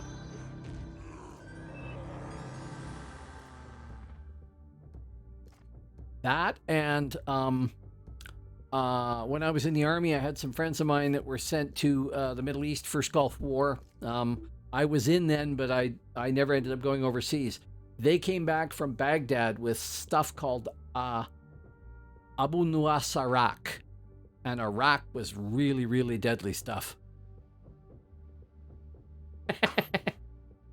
Yes. We used to drink Abu Nuwas Arak mixed 50-50 with, I think, Chivas Regal. which is like really not a good combination, but you know, in the military, really not good idea is sort of par for the course most days, or a lot of them. But Iraq was just rude stuff.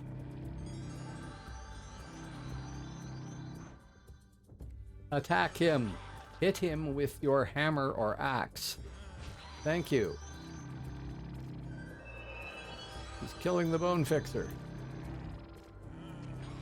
Oh, we have 10. We're good enough to go. No buffs. Hey, bad plan. Thank you. We're running, folks.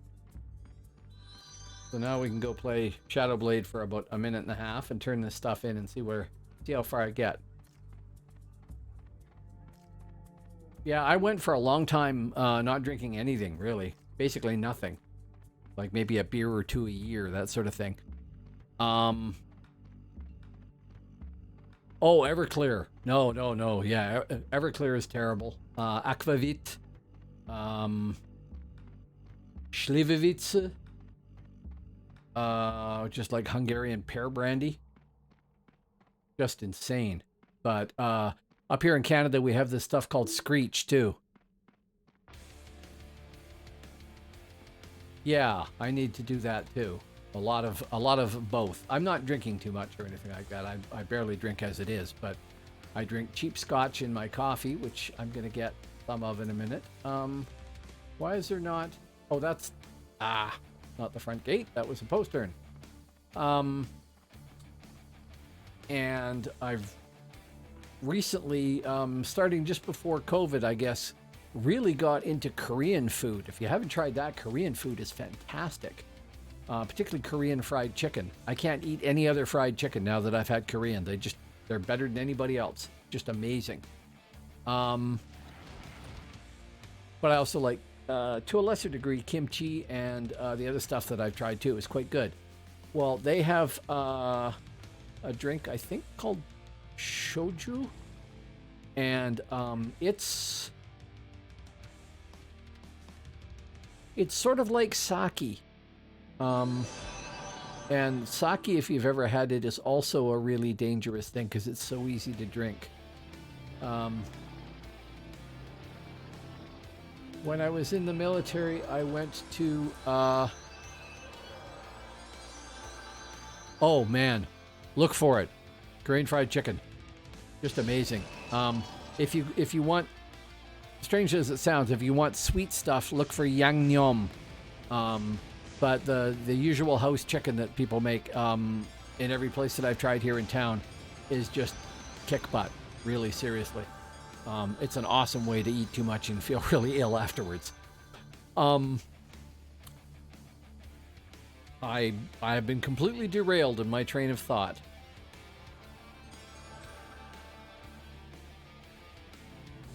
Oh yeah. When I was in the military, I played in a pipe band.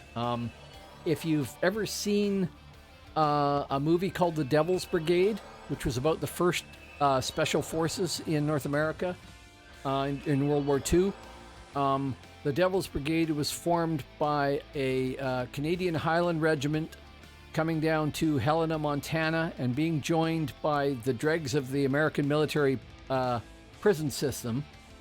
And they formed the first special service force in the U.S. And all the other special forces, SEAL teams, and all that sort of stuff, they owe their heritage to the first special service force. And it had an incredible history in World War II. Did things that people couldn't believe could be done. Well, that Canadian regiment that came down had a pipe band with it because it was a Highland regiment. They were all wearing kilts and everything else, and they had pipers.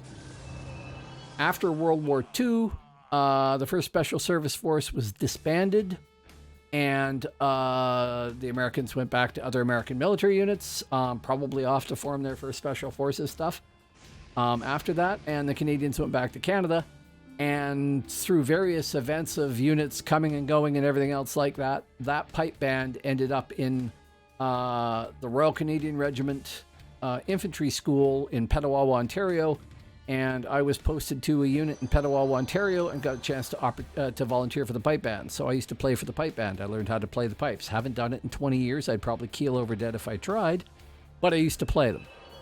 Well, we got invited to go to an event down in the States in Fort Devens, Massachusetts, which was a reunion of people that were in the 1st Special Service Force and people that served in the OSS, which was a really special intelligence service in the States in World War II under a guy named William Donovan. And so I met all these little old guys that had been, parachuted in France to fight with the resistance fighters, or dropped into Greece or into Yugoslavia or other places like that behind the lines to go do, destroy the German military and supplies and factories and stuff. All these really brave, really neat guys that were now, in their 80s and 90s. Well, they loved having us come and play the pipes for them. Cool, pipe and drum band from Canada, and it's the same one that used to be in the regiment that started all this stuff, and that's too cool. So they bought us a lot of booze. So we couldn't walk into the bar after that event and pay for a drink.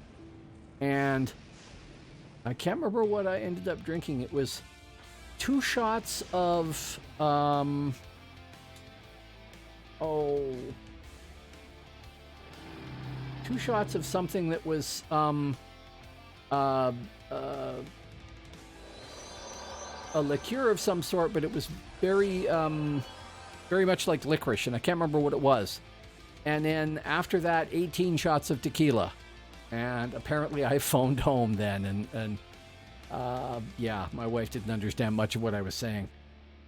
And then, of course, the next day we had to play again, all of us really hungover, playing the bagpipes. Nuts. Great fun. One of my fondest memories. I've got a little lighter somewhere with modern U.S. Special Forces there. Way too much tequila. Yes, I agree. But what do you do when little war heroes are saying, "Oh no, you must have a shot. I must be able to buy you a drink." "Thank you very much, sir." That's what you say, and then you have a drink with them. And they had 1 or 2 tequilas each, and I had 18. That was over the course of 3 hours or 4 hours or something. But no, not. Okay, now I'm back here. I have these. I have to find the account vault guy. That's what I'm looking for. And then we switch to the Shadow Blade, and he turns those 2 in, and see if that gets him to 49.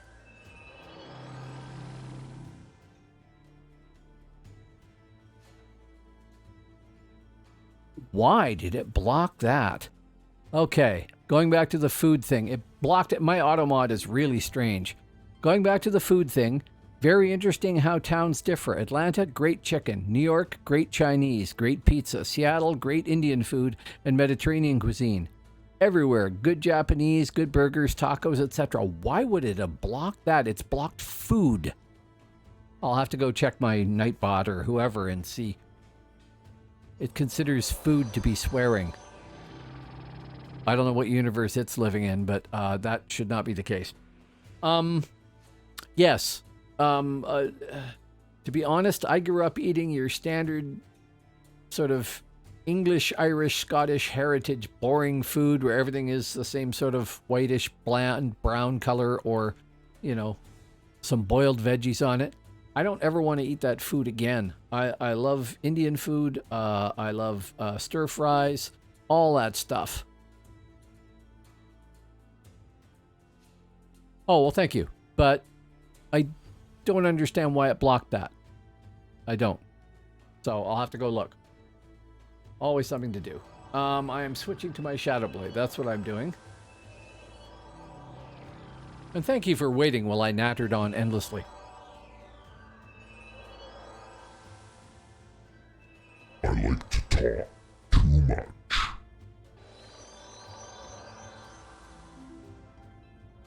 But then that's the essence of all this stuff, right? People tune into Twitch. An awful lot of people don't actually watch Twitch, apparently. They listen to it while they're doing something else. Okay. Come on, dude. The simple, boring run. Account vault. Inventory. Roll teeth. Roll teeth. And teleporter. Spuzzled fast. A cool segue. Okay.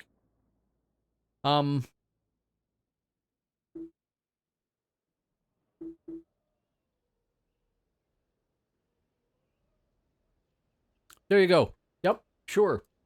I'm happy to have the company. I don't actually care what you're doing. I'm hoping you're having fun doing it, right? And I can natter on about the history of this game and other MMOs and everything else. I played a lot of them, although I don't remember the ones I didn't play a lot. Like, if that makes any sense. I think I played something called Ragnarok Online, and it was okay. The only really big distinction that I remember from it is that it had a diplomat class, which was really kind of neat. Yeah, I think the name got taken by some other company, and there's now something called Ragnarok, which is an anime game from Asia. Yeah, so I have a bunch of friends that I game with here locally, and we're currently playing City of Heroes a lot right now. They're all old DAOC players as well, but they're not playing DAOC right now. And we played Ragnarok. We played WoW when it was in beta. We dropped WoW when it went live because we didn't like it. God, what else was there? I had a list at one point of, I think it was 15 MMOs I've played.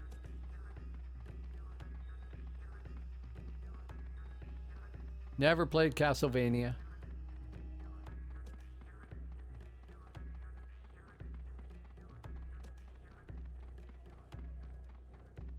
Okay, didn't know he was into Ragnarok Online. I mean, we never got very far with it, but it was fun, and it was new, and it was a sandbox, and that's the big thing. Did you ever play Star Wars Galaxies? I played a lot of Star Wars Galaxies. Okay, I got 2 bubbles to go, and I'm at 43%, 10 teeth, 58%. This should be enough. I hope. Boom, 49. Now I have 3 stacks of cockatrice feathers that need to go to Haley in Yordheim. I'll see. Oh, you young things that don't remember. I wish. Sometimes. Lineage 2. I never played Lineage 2. I looked at it. EverQuest played that. Eldiven, I don't know, but somebody's mentioned it. RuneScape. Asheron's Call 2 I played. Planetside I played. Didn't play Maple Story. Didn't play the original Asheron's Call, and I don't even know what Fliff is. Final Fantasy? I don't know.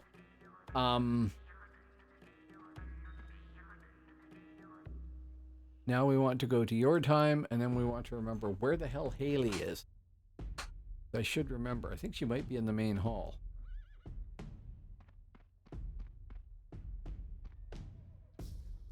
No. No, she's not.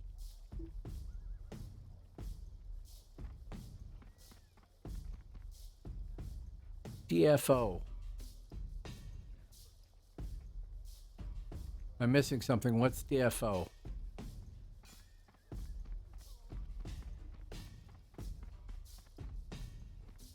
Oh, I've tried to play Eve Online, Dungeon Fighter Online. Oh, I don't remember that. Oh, I did play the original D&D Online when it came out. It was okay, but as pen and paper games are concerned, I didn't really like D&D, even though I played a lot of it. Where the hell is Haley? Oh yeah, Ultima Online, never played that either, but heard great things about it. Meridian 59. I think I tried that.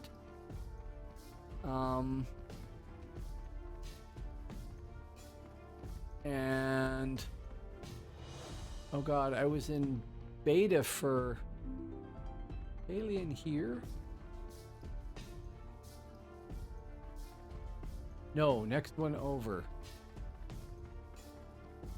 Next two over. In here. Haley, stuck on a door. That newfangled door technology doesn't belong in Midgard. We should have curtains. Okay, I am at 49 and almost done the first bubble. Boom, that gave me 2 and a bit. 4 and a bit. This should at least get me to 49 and a half. And I think I have one more cockatrice feather. Boom. So I now have 2 and a bit bubbles to go on this guy, and he is 50, which is step 1. He's also only realm rank 2L8, so he's going to get squashed like a bug in RVR for the longest time. But now I can go farm cockatrice feathers, at least, instead of the friggin' trolls, and finish that part off. I could actually go and see what people are selling cockatrice feathers for, instead of hunting them. But that's being counterproductive, because then I'm spending money on... Well, actually, it's not counterproductive. Let me see what it is. Because I'm leveling up a character that way. That's not that bad. That's kind of the point of the farming. Equipping the farmer is a bad idea that way.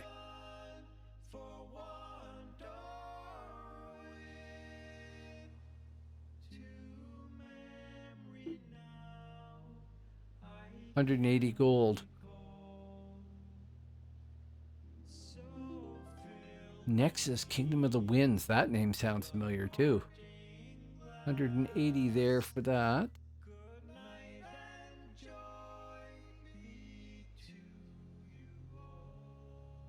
Yeah, I'll buy those and see how far that gets me. 'Cause that's cheap.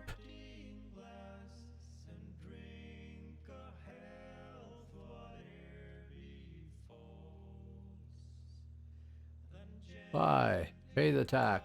Sure. Send me back to your time. Dragon Realms. Oh, I had a friend who was huge in MUDs. And when I started playing this game, I didn't realize he was playing it. I was playing on Midgard Percival, and he was playing on Alb Percival, and I hadn't seen him in probably a decade, and we met at one of the Games Club meetings up at the university, and somehow DAOC came up, and it turned out we were in opposite realms on the same server, which is kind of funky. But it was he was huge into MUDs. Yeah, the people that I'm gaming with now, it's all virtual, but are 1, 2, 3, 4, 5, was 6 people, I'd say 5 now, and my wife, so 6 there, that were all in playing DOC. My wife and I were playing on Midgard Percival, along with a friend of ours that I've lost track of. And then I was playing with a pile of people that worked for Disney's gaming division for kids games. And they are the ones that got me into DOC, because I've been playing EverQuest. And I was talking to this guy who was in DOC's beta, and he was telling me all these things that fixed things I hated about EverQuest, like corpse runs and things like that. And those people, the rest of them were all playing Alb Percival. So we meet up at the university to play like Napoleonic miniatures and stuff like that. I haven't done it in a while because of the pandemic, but that's what we were doing before that. And so we all joined together to play City of Heroes when it came out. So City of Heroes, City of Villains, best PvE game ever built in my opinion.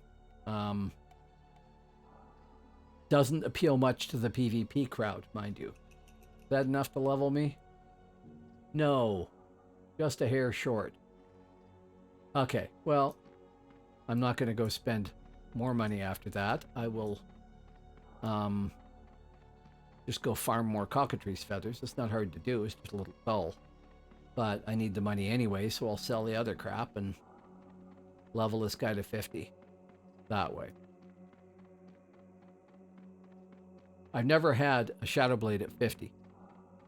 I got one up to like 41 or something like that on live, and then just gave up because he was so hard to level and nobody would group with you and everything else.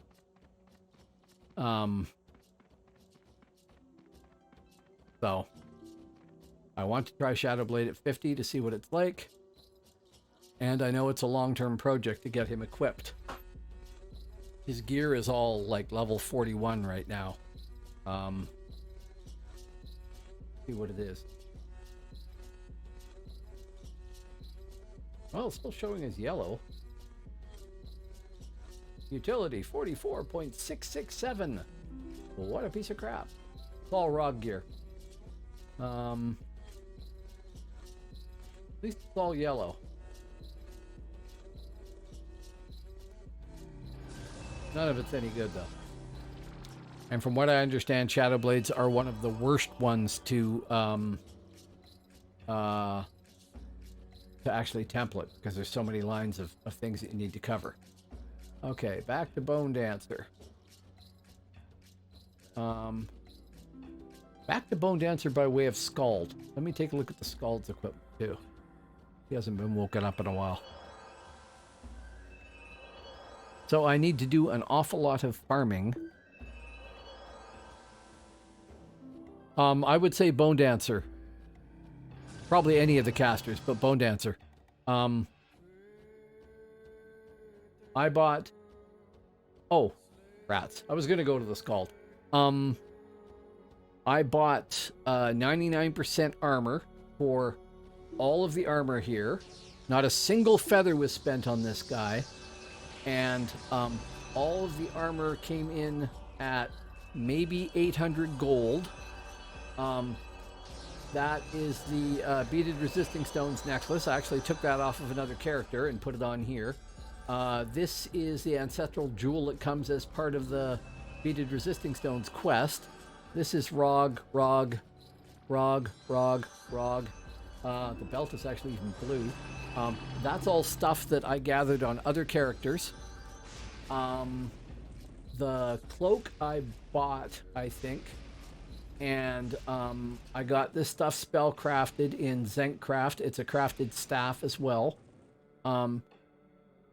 It cost me maybe 3 plat to get all of the procs that are on my gear here. So 3 plat, less than 4 plat for that. And I just went and bought a chunks of Legion so that I have a power source for when I need it. That cost me 4.5 plat. So including that and having gotten spellcrafting by PNA here, under 10 plat for this guy fully equipped.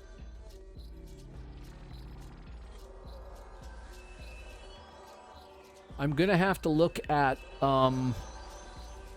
my champion, but I think my champion will probably be okay. I really like my champion, but he's not large weapon. He's sword and board, and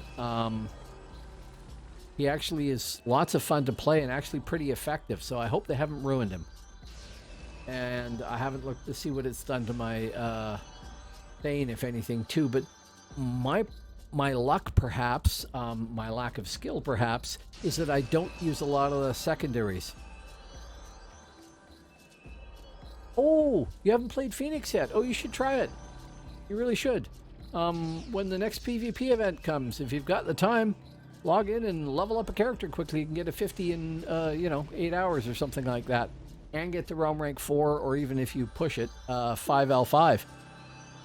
Yeah, well, thank you. I'm glad to have you come and watch me. But, we could use your help here, too. We need all the help we can get, particularly Midgard. Midgard has an awful lot of very focused players, but there's usually not enough of them.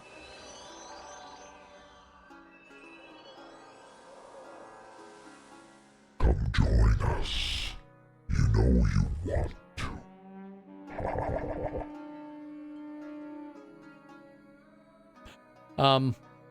Play whatever you want. But,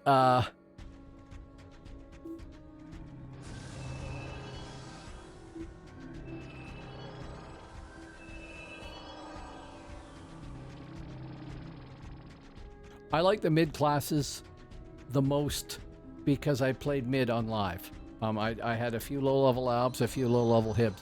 When I came back to DAOC, I was streaming on live, and I had so many people say, oh, don't go there. Go to Phoenix. I set up Phoenix and started there and thought, I'm going to play on hib. And if you've reached the end of it for you for mid reclute, then go try hib or alb. But I would try hib. There's always more albs than we need. And I say that as somebody with 3 or 4 level 50 alb characters now. 3, I think. Minstrel, untemplated. Infiltrator, templated. Necro, templated. And I don't know if I have anybody else up to 50 there. I might, as a lark, level my Smite Cleric all the way up. When I came back and went to Hib, I thought, well, this is cool. I really don't know Hibernia. It was kind of amazing. It's like, I don't know where anything is. It's the same interface, mostly. It's the same game, mostly.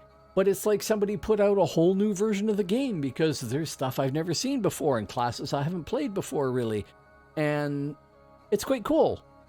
And I will eventually go back there too, right? I have characters from all 3 realms and I will play all of them.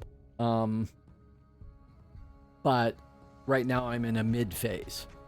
And at some point I will do the same thing. I will say, okay, I need a Hibernian holiday, and off to Hibernia I will go and I'll pick up my champion or my ranger.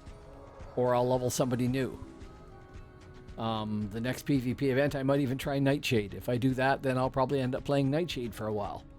But right now, /server info. Not if I can't spell. Still can't spell. Need more scotch. Still can't spell. Server info. Right now, there are 118 albs, 114 mids, and 122 hibs. And the most popular classes being played are Ranger with 18 of them, and Bonedancer with 17. And then Cleric with 17, and Reaver with 14, and Minstrel with 14. I'm surprised Minstrel's so low. And then it's Hunter, Shaman, Skald, Druid, Berserker, Healer, Veilwalker, etc. And then we get down to the very bottom. I am led to understand that something has changed for Rangers. I heard a lot of people cursing Rangers. And I don't know what it is, and I haven't gone on to my Ranger to try and figure it out. It's probably something that I don't understand anyway. I like my Ranger, but I wouldn't say she seems overpowered in any sense whatsoever. My Thane is really effective. I could easily be tempted to try Warrior. I had a Warrior on live and had a lot of fun with him. But I think I'd need to get lots of realm rank on him first. Lowest end, I love having this feature, by the way. Just /server info, and it gives you all the information. The lowest is Armsman. then savage, then theurgist. So there's 1 armsman, 2 savages, 4 theurgists, 4 runies, 4 warriors, 5 scouts, 5 friars, 6 mercenaries, 6 blade masters, 6 paladins, 6 champions, 7 wardens, and then 8 necromancers, and 8 thanes, and 8 eldritches, and 8 nightshades, and 8 sorceresses. You would think it would be, but I have a feeling at this hour, people are, well, there's less of us. Are they?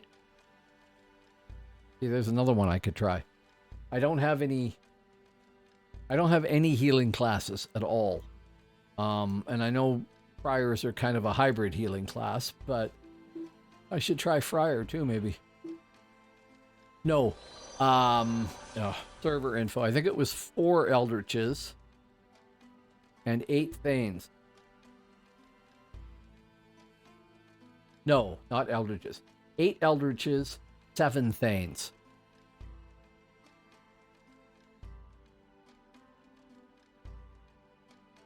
Yeah, I know. Thane is just awesome.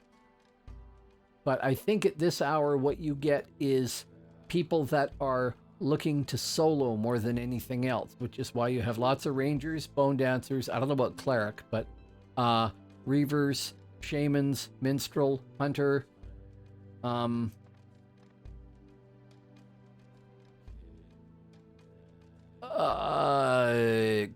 are you watching it on?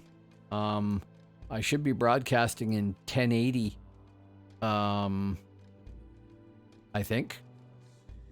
So Scald is cool. Yeah. Minstrel's cool too, but a Scald I like. I have one. Okay. Let me check that. Maybe I am wrong.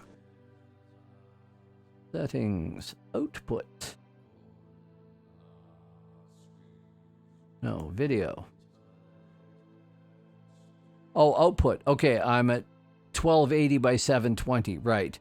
I'm my base canvas resolution is 1920 by 1080, which is what my screen is set at, but it's being downsized to 720 because it's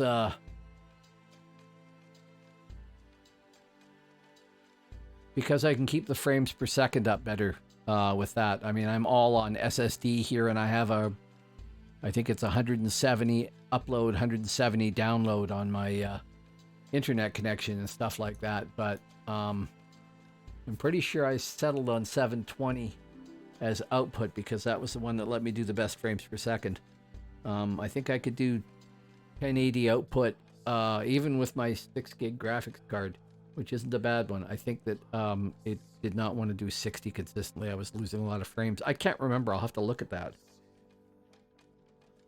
Right now I'm losing 0.1% of my frames, which over 2.5 hours is 382 frames. It's not bad at all. It's trivial. Anyway, I think what happens is with the lower population, you get people out there on classes that they figure they can solo on better. And when the population grows, then people jump back on the ones that they think they can get realm points on better in the Zerg. Because there was a good Zerg going this afternoon. I was only on for maybe half an hour or an hour. But it was going nice and strong.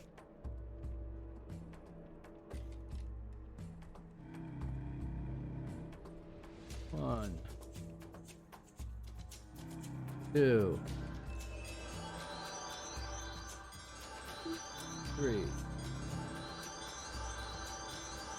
Veil Walker looks neat too. Yeah, Veil Walker and Reaver. They both look neat. I haven't tried either one. Veil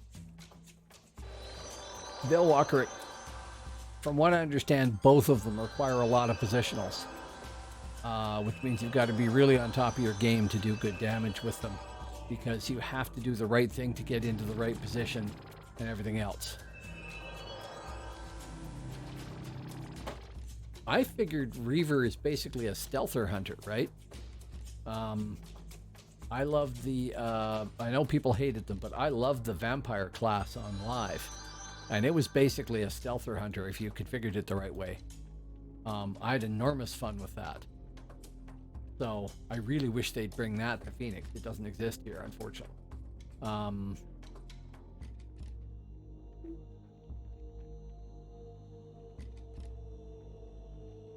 Right, yes. And I think that I would like Reaver. I just haven't gotten to the point of leveling one up. Maybe I'll consider that, but I don't need another excuse to play on Almore. I really don't. I don't. I need to go to Hib, really. And if I go to Hib, I'm gonna want to play my champion. No, I can't download. Sorry.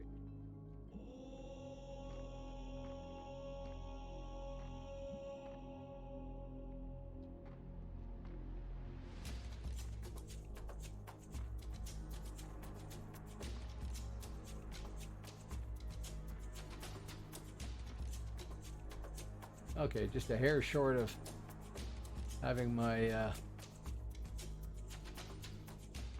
back up to 2 plat anyway. I did summon all those dudes, right? Right? Where's the rock? Not that rock. The other rock. Over there.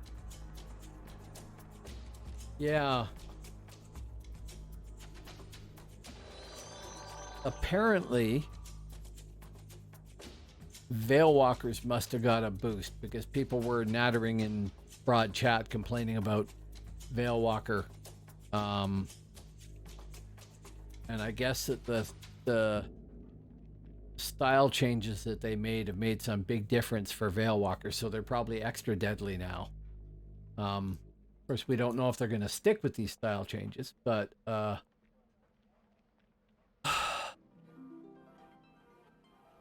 update there.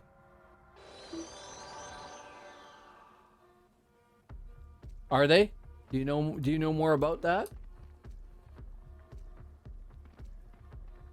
I mean, I hate to be one of those people that jumps on the latest class of the day, but I could see myself jumping on the latest class of the day, flavor of the month, or whatever you want to call it. Oh, really? Every chain. Okay.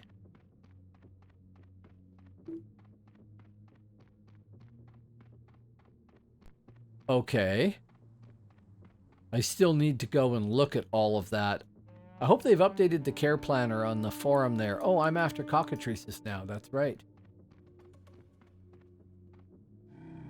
Which are... The super chickens are at least... Oh, right. I forgot to hit the guy and give him his command. I don't know if I can do it while he's fighting. Probably not. No.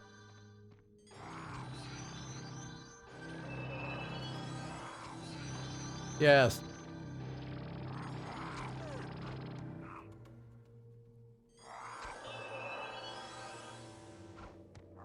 Why is that not letting me quick cast?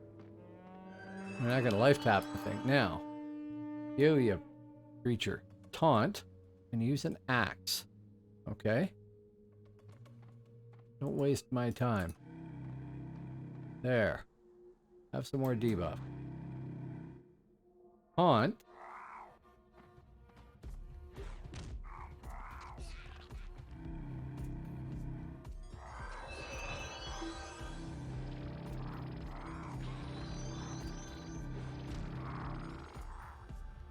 What is the CD? Oh, we were just talking about you, Fire is Wet.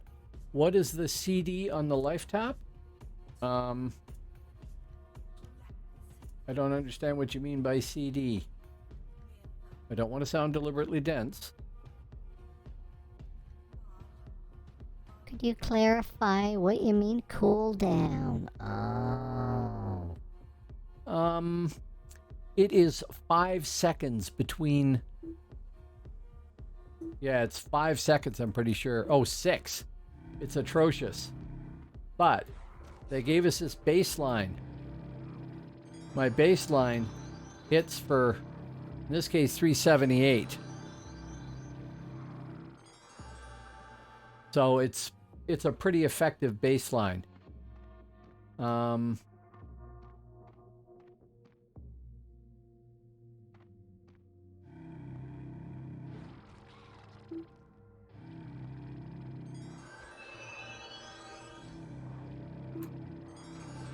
Well, the thing is, I'm pulling with Boost Bonecaster from the Darkness line, and that is a 15% body debuff.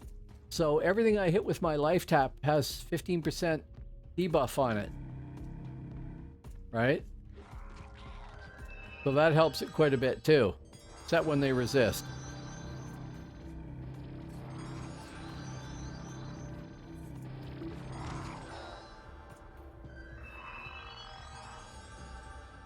Yeah, and I could use a lower, like, I'm 47 sup and 22 darkness, and I could drop down in suppression and use a lower level life tap and be able to get a better debuff, but I think that the life tap is going to work better at 47 than it would be lower level for resists and stuff like that. That might be more of a possibility once I've gotten Master of Focus or something like that up to the point where I could cast a low level spell and still be able to handle the resist rate, because every mob sees it as being much higher than it is, right? But if I can cast them, the debuff and life tap and baseline is a pretty good combo.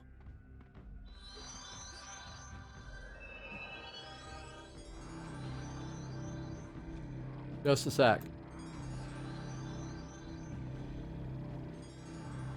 Right now I have Mastery of Focus 2, Physical Defense 6, and Serenity 1. Mostly the Serenity doesn't help me that much, but I figured 1 point of it wouldn't be the end of the universe. I'm going to max Physical Defense, because by the time you're done, that's like a 50% rate.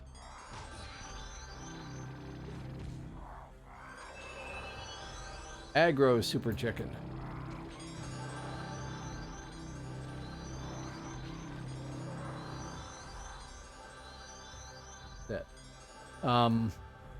So physical defense, then I think it's Master of Focus that raises the apparent spell level of what you're casting for resist determination purposes. And then Master of the Art that does more damage, can't hurt there. Or there's one that changes your crit rate, right? Yeah. So that's basically it. I might at some point... Just a sec, I'm hitting the wrong buttons here. Whack the damn thing, it's just a bird. Thank you. I might want to get like Purge 2 or something.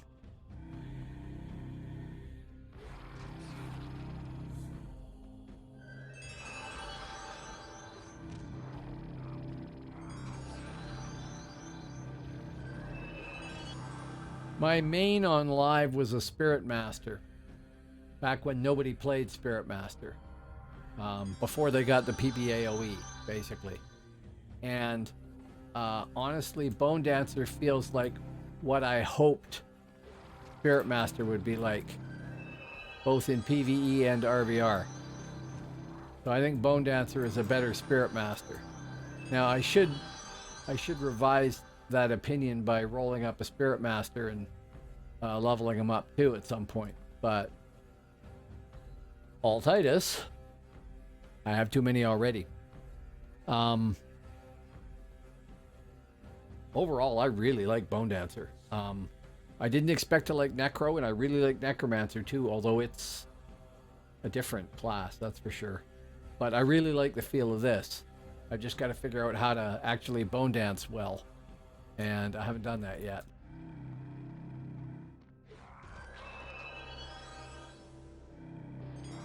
But it is cool being able to debuff your own damage. And I think if I was partnered with I think it's Dark Spirit Master that can debuff Spirit, I would be a force to be reckoned with, left undisturbed.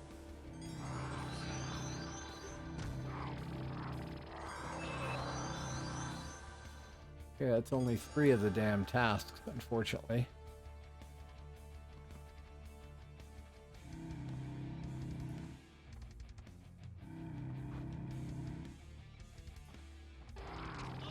Taunt, dude. Thank you.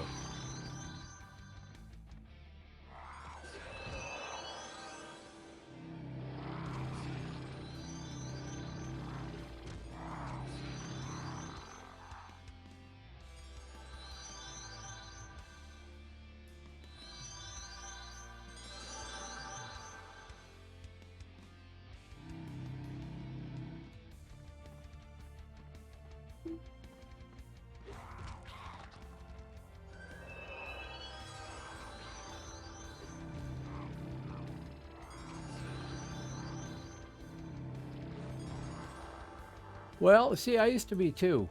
I used to really like casters, more than melee, if I'm going to be honest. But what I really like, if I think about it, is having lots of options. Okay, so having a lot of choices, a lot of tools to deal with a circumstance. I'd probably love Sorcerer, for instance. I don't think I ever had one over like level 24, but I would probably really like Sorcerer because you've got your own power, and you've got speed, and you've got a pet, and you've got near sight, I think, and you've got long distance bolts and everything else, right? And I know it depends on which spec you go, but Sorcerer probably awesome. I don't know. Really? How come? I thought they were a great class to play. I should look on the server info. I shall do this thing. Just a second.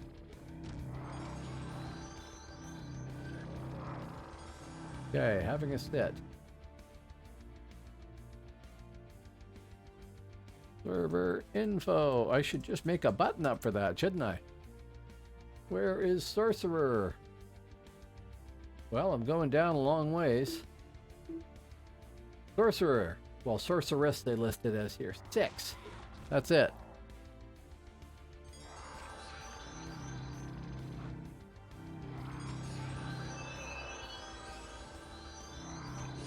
Well, this is kind of why I liked Spirit Master. I mean, back when Dark Spirit Master was really the only spec. If you spec'd Dark, you got the life tap, which is cool. And then you put the rest of the points into summoning to 21, I think. And then 11 points in sup, which was an otherwise useless spec at that point because there was no PBAOE. You had life tap. You had health transfer, which isn't quite a heal, but surprised the living crap out of people sometimes and saved them sometimes. And you could res. And since nobody played a Spirit Master, and certainly nobody grouped them, when I did get grouped and I did play with people, people were like, what the hell? You could do that? What the hell? Well, summoning is, can be stupid sick. Yes. If you go high summoning for PvE and you have a cleric with you, or a shaman, or both, you got a pet that can just clear out endless reams of stuff and nothing will drop it. But on its own, it's not that impressive. Maybe if you were high realm rank and you had Juggernaut or something like that, it would be worth it. But whenever I played with it, it never lived up to my hopes for it.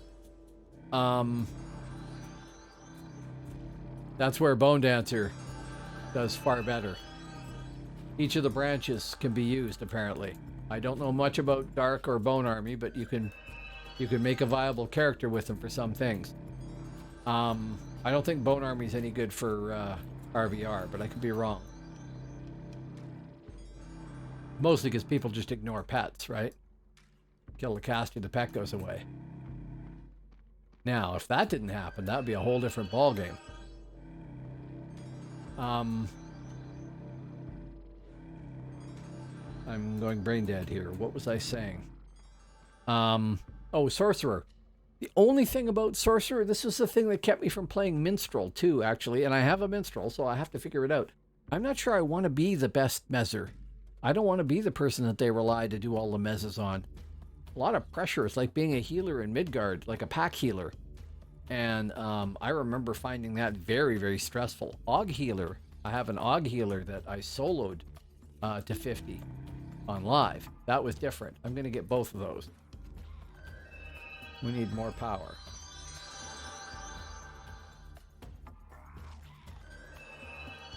Oh, I need them to attack this one. Sorry. Come attack this guy. Thank you. You can handle two of them. Your healers might not be able to, but you can handle them.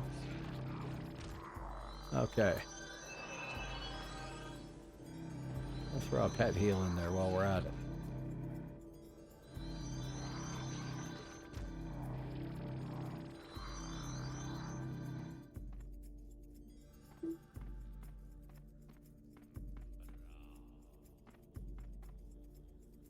Yeah. Yeah. I don't know if it's my thing. It could be, I suppose.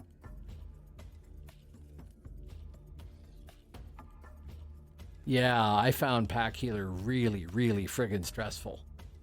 And it's less important now, but it used to be the thing that made Midgard powerful, period. On Midgard Percival, I used to be I was in several guilds, but one of the ones I was in was called Hrafnin Flygur. And Hrafnin Flygur was mostly people from Iceland, Norway, Denmark, Sweden, and I think there was a Finn in there. So guild chat was typically in a language I didn't understand. And that was pre-Discord and everything, so I wasn't listening to them. I was just seeing the chat, and it would just go on, and I would have no idea what they were talking about. And they all spoke English, so if I asked, they'd tell me. But I found Pack Healer really something. Oh, yes, they sure do drink a lot. And they have a very unusual language.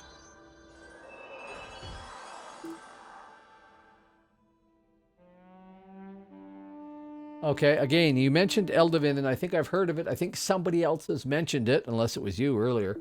I haven't played it. I don't know anything about it. I will try to remember to look it up.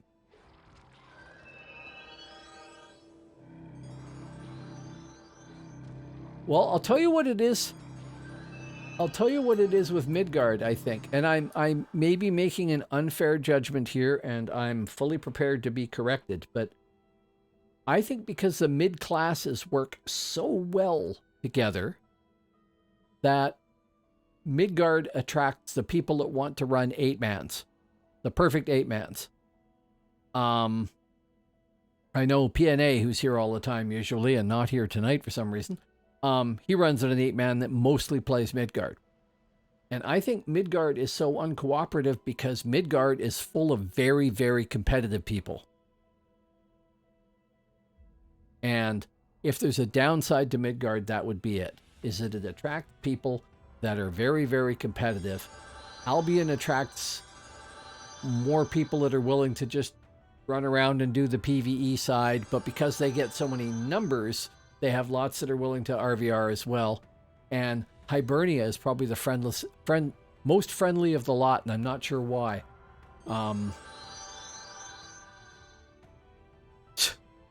Well, you obviously need your own Midgard. Well,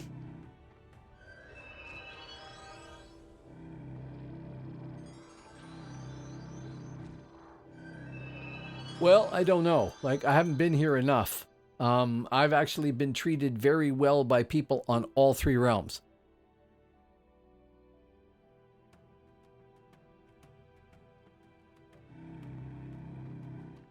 I have to say. I got a very warm welcome on Hibernia. And I was quite impressed with how I was treated there.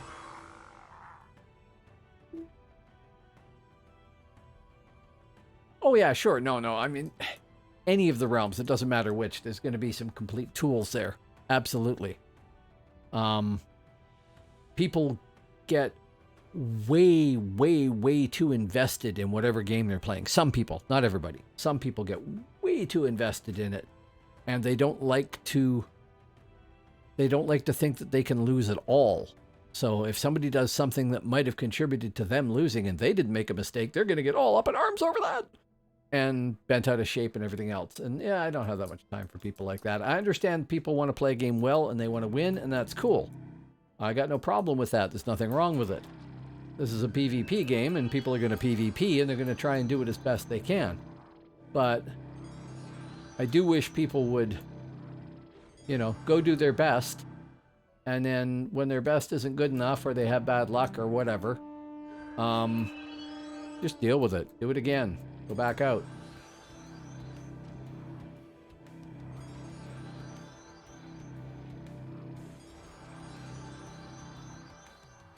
For me, I what are we at there? Didn't put them up top there. We're at 8. That might almost be enough, but I want to get 10 to be sure.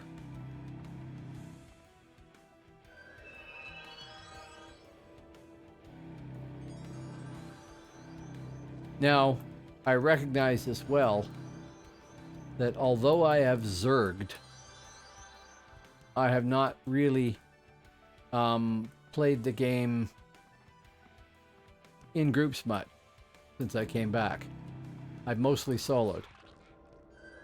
So I have missed a lot of potential drama probably. And because I'm not part of any... I've got one character. My Thane is in a guild, I think. Somebody else's guild, which has almost no members in it, and they're never on, and I might actually quit that guild.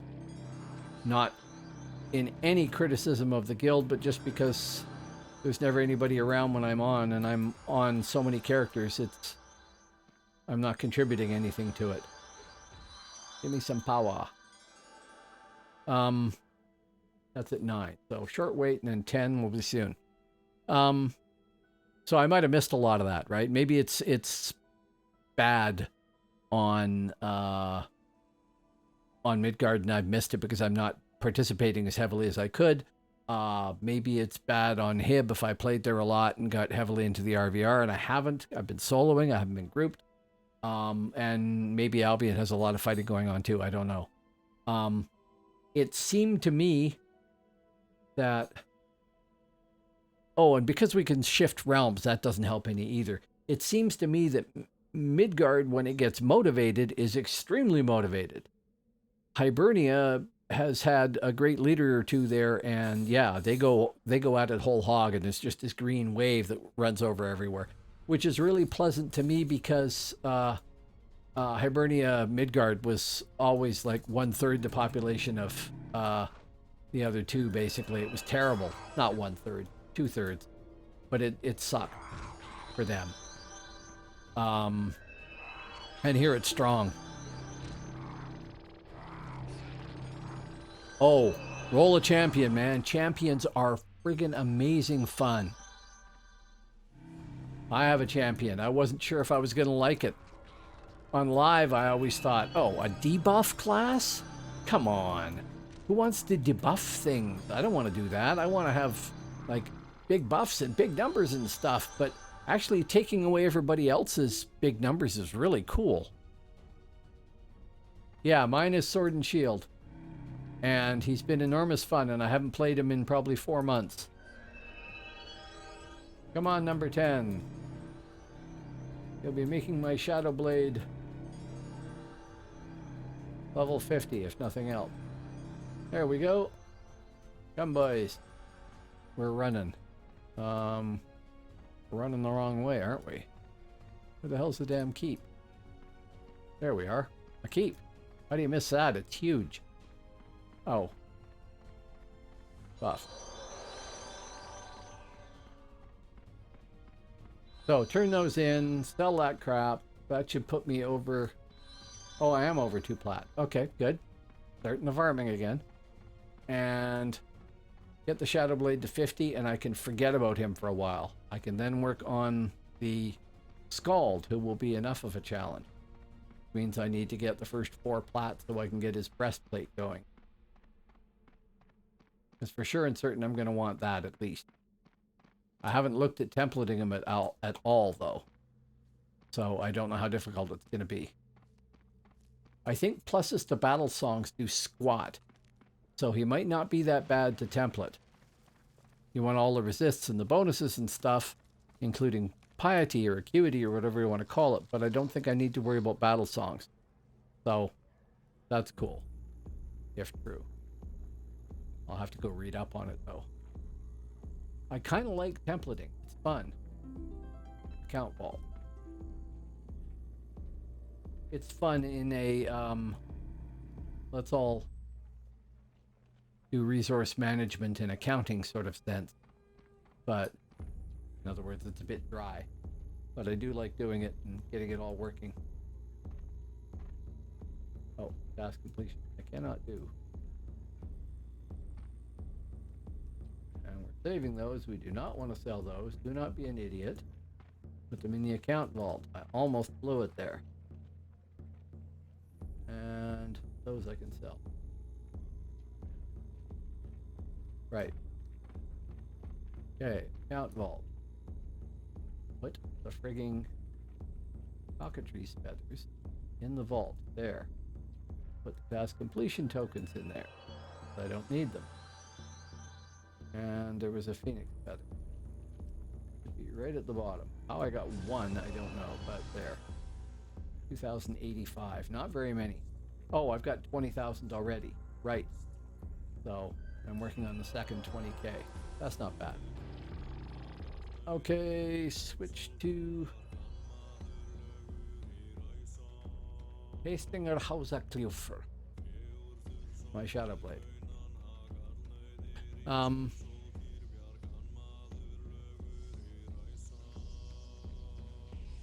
Try a hero. Heroes are supposed to be fun. She does not. Not this. City of Heroes, yeah. She used to play a Thane on live. Back when nobody liked Thanes, too. And a healer and everything else, of course. But Shadow Blade. Not a stealther. Never liked stealthers. No, we play City of Heroes together, but not DAOC. Not her thing anymore. Okay, account vault.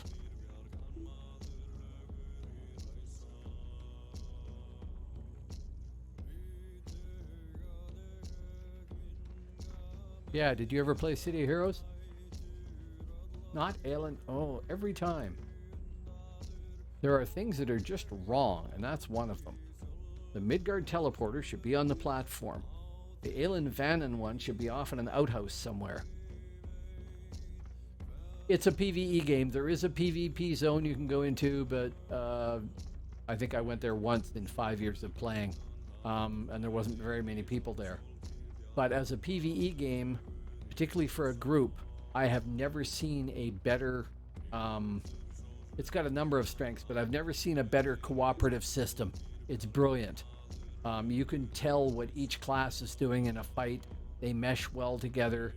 There is hundreds of power combinations across dozens of archetypes, which is kind of like classes. And it's got a pretty good missioning system. It's got a system where you can create your own, although I don't know if that's activated on this shard that we're playing because it's a free shard. It's no longer live. And it's got the best costuming system because, you know, superheroes. There's millions of combinations of ways you can configure stuff. for your look and everything. I've got 24 characters I'm leveling up there, and I keep leveling them up so far and then deciding, no, I don't like the feel of that. Strip off all their influence, which is the currency, and delete them and go to one that I do like. And then I roll up a new one. So the list is getting narrower and then it expands. And then it gets narrower and then it expands. And some of them are evolving. Okay, this should be 50, I think. Boom. Level 50.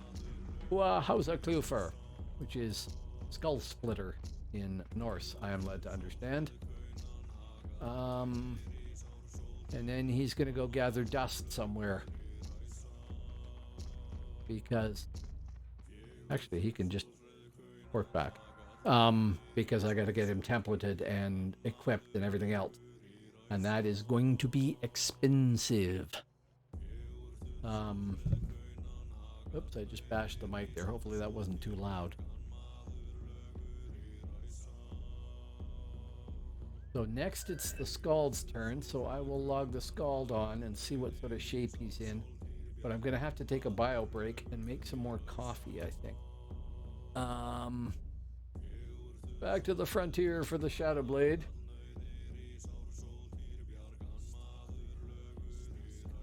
Where he can sit for the next couple of months, probably.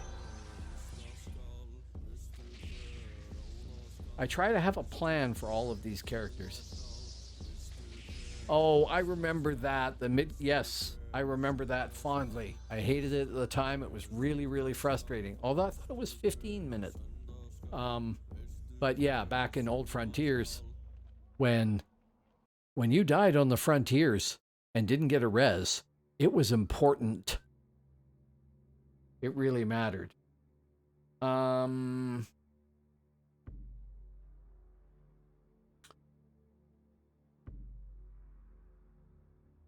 Einar. Note, dwarf, eye patch. That was insisted upon by my audience at the time, that he must be a dwarf and he must have an eye patch. Now, he has just regular armor. Capped on strength. Only 14 of 75 on con, which is a crime on a dwarf.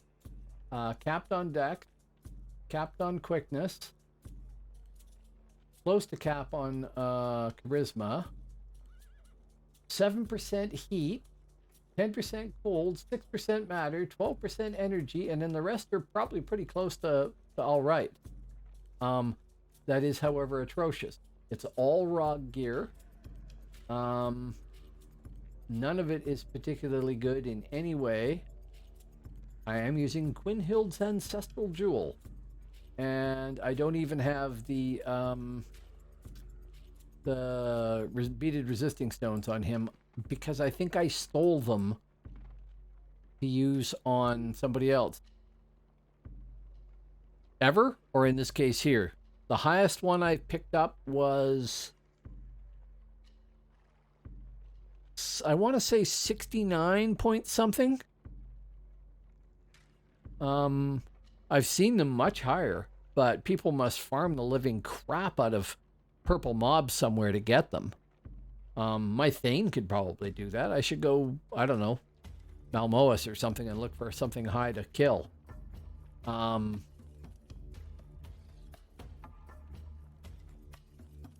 I've seen some very, very high utility stuff.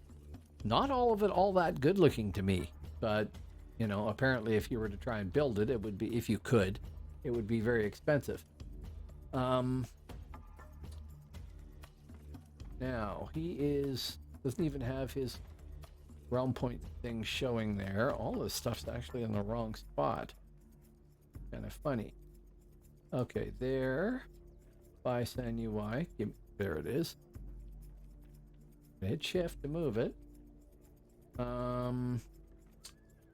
RPXP. He is realm rank 4L0.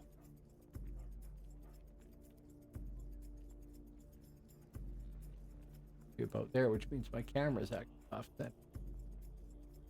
As I can see center of character going straight up, that should actually be about like that, which means the camera should probably be moved, be centered to be about there. Probably misaligns everything, right? Yeah. Okay. Yeah, okay, no dot. So this guy has crap here and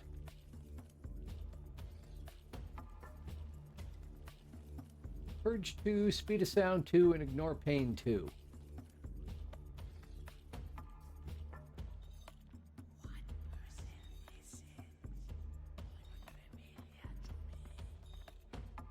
So I need to start working on figuring out... Oh, actually, that's what I should do. Dude. Go see what the Scarin Glacier vest for this guy looks like. Should be on here, isn't it? No, maybe it's not there. That's the weapon.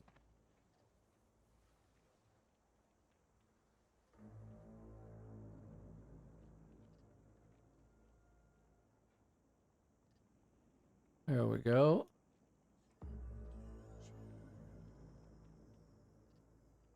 $20K for the Discordant Hallberg. I don't know if I've done Scarin Glacier here on Midgard. I think I have. I guess if I try and buy it, since I have, I'd have to go get the stuff out of the vault, but I could try it and find out. I know I want to get this guy set up, but I know that I'm going to want that, I'm pretty sure. 22 strength, 22 charisma, 4 points of parry, all melee weapon skills 3, and a 180 point instant heal. That can't hurt. Single skill utility 64.333, total utility 79.33, usable by Scald. I think I definitely want that. I don't know about any of the other stuff, but go see if I grab the feathers and put them on me, I should be able to where's the account vault? Here. Account vault. Be able to find out if I've got the qualification for it anyway, right?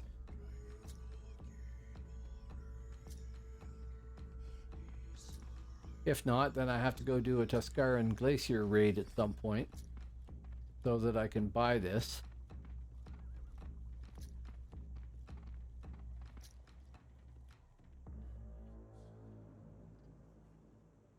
Remember what page that was on, right there. Boom. Buy. You have to kill Isorden before you can purchase this item. Right, so I have not done it here. Too bad. Okay, what's the utility on the next item? Usually they're not worth it as much. Yeah. That's not bad. We're talking lots of feathers by this point. That's the legs. I'd have to go into the crafting thing there, but it's possible that you can make this yourself. And certainly you can buy a buffer, right?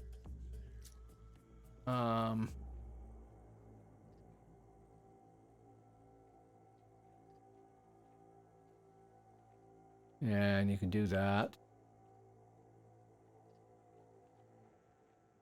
Yeah, see, I think everything except the vest is probably not worth it. The vest would be worth it for the 180 point heal and buying all that stuff there.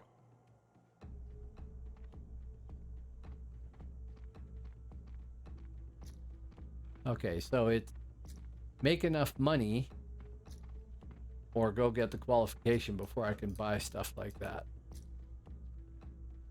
Fine. My only problem is I don't play during the day very much. And during the day, my time... Oh, weird.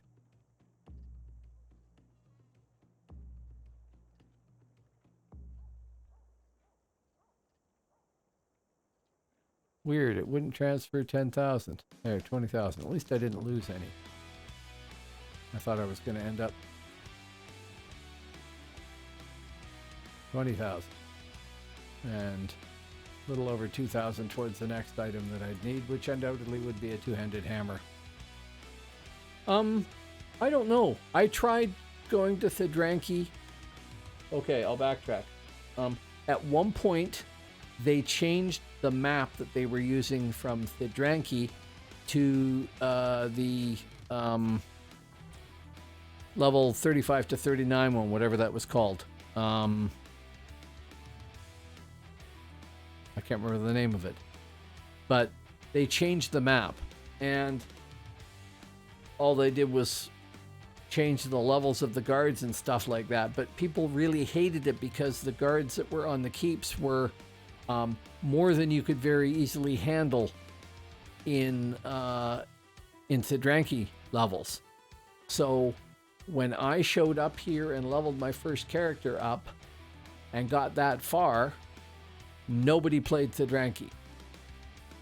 So I ran around Thidranki and found one person once, I think, and then they logged, and there was nobody there, so I gave up.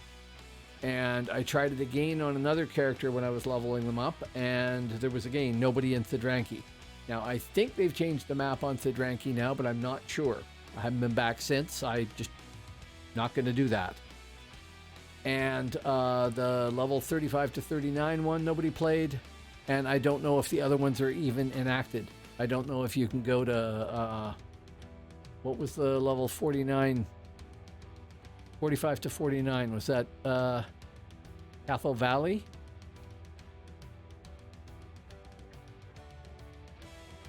No match when I do a Who Cathal, if that's what it was called.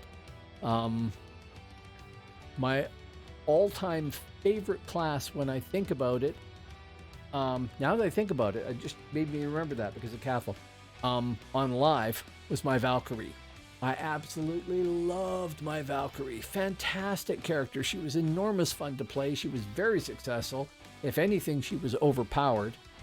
And she was, last time I played her, and probably still is, in Cathal Valley because she didn't have enough realm points to go out on the real frontier. So I never leveled her to 50. I turned the XP off like a bubble short. And if I was to go back to live, that's who I'd want to play, is to level her up in realm points to the point where I could go on play on live. But the problem was there was nobody in that battleground when I went back to live. So I ran around, there was nobody to fight. Well, that's no good. So I gave up on her, and then I ended up coming here. And of course, there's no Valkyries here. I would be right on top of it if they had a Valkyrie. If they offered Valkyrie and Vampire, I'd play both those. I love those two. I'm not as big or as interested in Warlock, which people loved immensely. Or Banshee. I don't even remember why people liked Banshee. Or Mauler. Don't get it. But Valkyrie was fantastic. Great fun. And very effective. And Vampire was great fun, but not as effective. But that was probably because I wasn't that good a player. I'm going to be honest. So yeah, I need to sit down with Zencraft and plug in all the stuff that I've got here. I don't think I have any high utility items. 58, 45 is crap. Twin Hills is 54. That's barely acceptable. 48 is crap. 69 is good. There, that's a ROG item, 69. Single utility skill, 59. Okay. 46. Crap. That's going to be replaced by beating resisting stones anyway. Doesn't matter how good it is. They're too good. Yeah, this is all mediocre crap. I'll have to plug it all in and see. But I don't think I'd end up keeping much of it other than that one item there. It might be. I don't remember. I never tried playing one. I don't even think I rolled up like a level 1 Banshee. I think I just remember looking at it and going, no, that's something I know I'm not going to like. End of story. And I don't remember why people liked them. It might have been that I would have loved it because I never thought I'd like Champion. And Champion is all about debuffs. I might have loved that. I would say Thid is not worth going to. I'll see if anybody's in there. Maybe it's changed, like I said. There is no match for Thidranki, but there is only 48 albs, 52 mids, and that's on the frontier. Total 90 albs, 89 mids, 114 hibs right now. 291 people total logged in. So,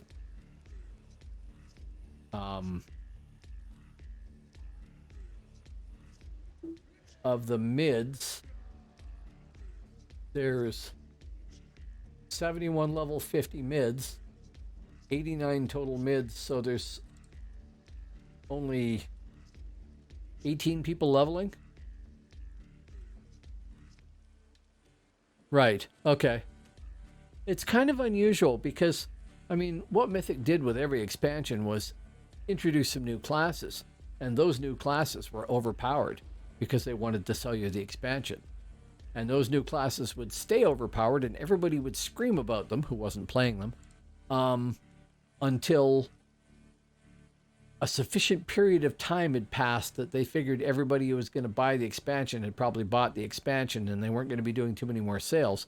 And then they would nerf those classes. And they did that pattern again and again, every time they introduced new classes with an expansion. Great, overpowered, awesome, nerfed. Hello, Fracora. Nice to have you here. And wave back. So that's one of the things I like about Phoenix here is they are trying to balance things better. It doesn't mean they're going to succeed, but they are trying it at least. And they don't have to have an agenda based on sales, which is cool.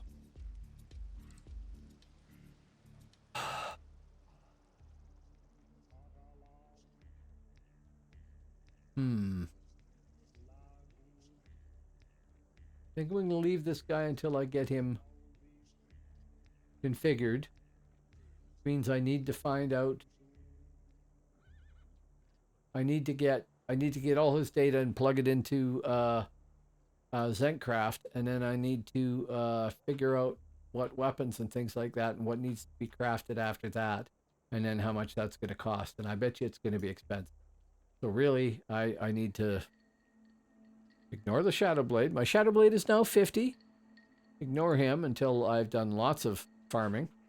And just go and farm endlessly until my ears and nose bleed.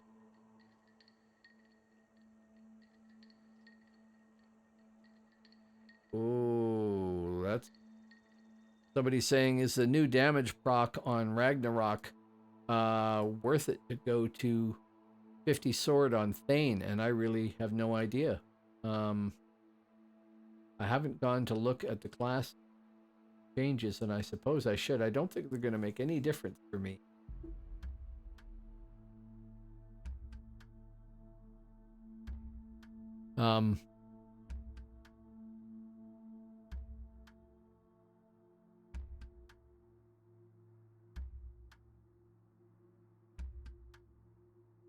The brain process is very slow sometimes. I need more caffeine, even if it's mostly decaf. I need caffeine and whiskey. I'm going to log this guy in and probably go run around on him once more, at least. But first I'm going to go have a bio break and put some coffee on. I will be back in just a second. So,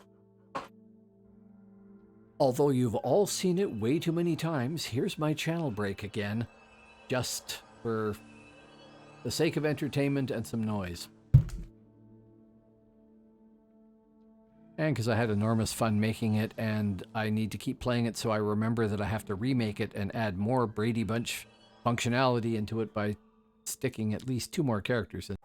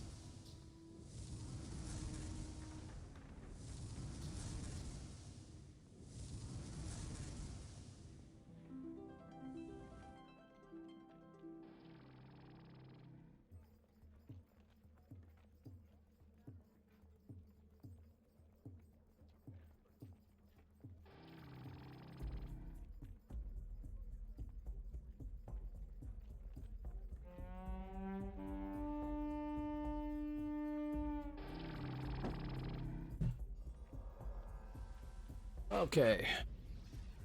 Is there anybody out there still? There is.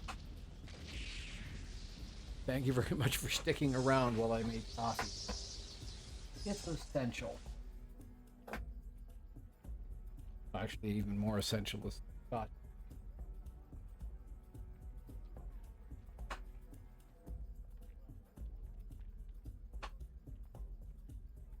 Although it's a little hot still.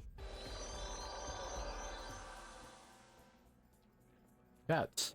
Nothing without pets.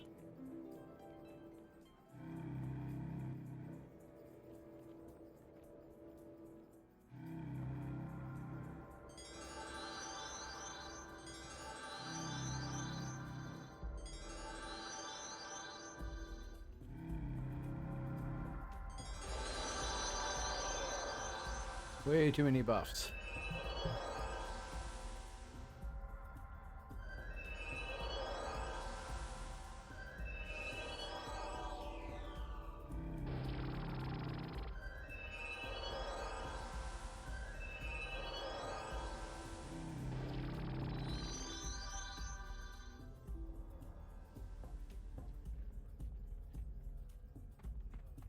$55 more seconds.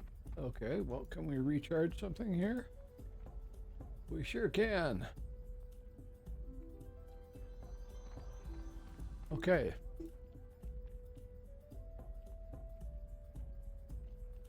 Okay, see, but the thing is, those potions giving me all the buffs there mean that we don't have everybody having a buff bot, which is not allowed on this server. If they catch you with a buff bot, gone. As for Cora saying all good today, oh yeah, everything's fine overall.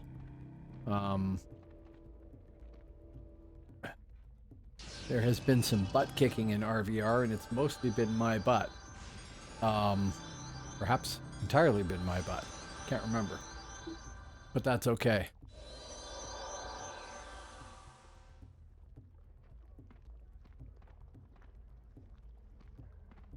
This is the problem, is that they want to make you desperate to get all the right stuff to be as good as possible and decrease your chance of losing because somebody had better equipment. And that's fine.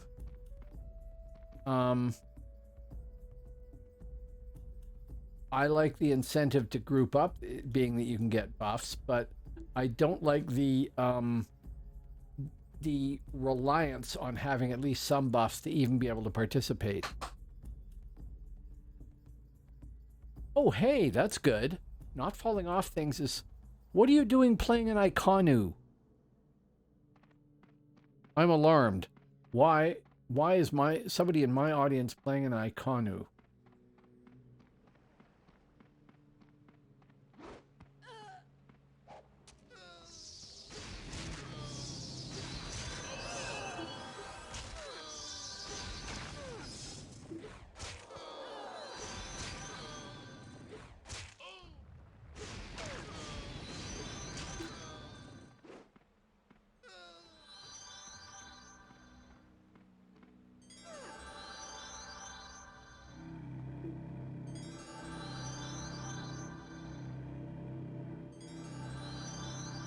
Hey, they at least ran away. Ah. Oh, they're back.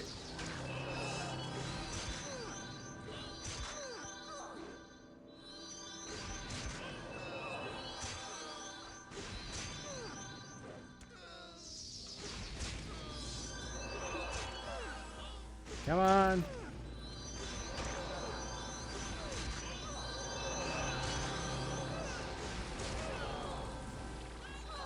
Hey. I got help, admittedly, but who was that?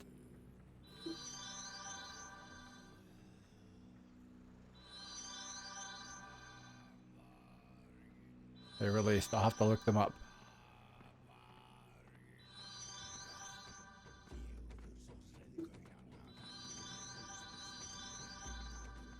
I probably do need to repair my gear, and yes, you do have to do that.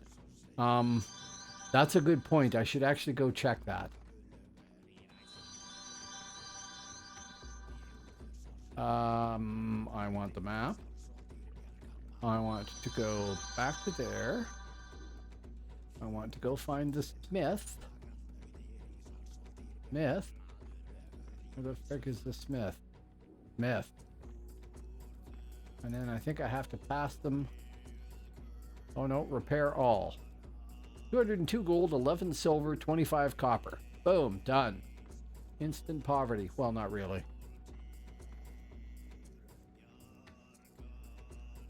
Iconu are so ugly, though. I mean, that's no reason not to play a class, I suppose. But, or a character type, a race. Iconu are just so iconically ugly. I know I'm in Midgard. I don't like Valkyns here because of their weird limp.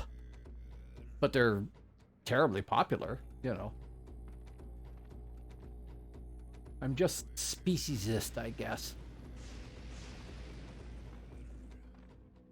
Thing is, I suppose you can be an Iconu. If you're wearing somebody that, or playing somebody that has a helmet that covers up how ugly you are, then who cares, right? And people feel the same way about kobolds. Or female trolls. Or whatever, right? Back out there again. Now, I was going to look at who I was fighting there before.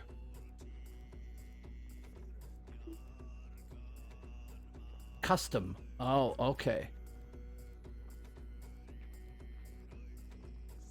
And got 995 round points for outlasting them. That was probably the way I'm supposed to do a fight. Keep backing up and life tapping them as best I can. Oh, you still can. Right?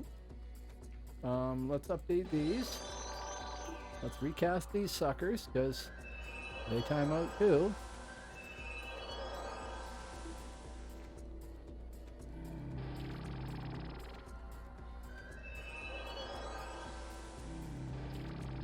There is that. My Necro is not an Iconu.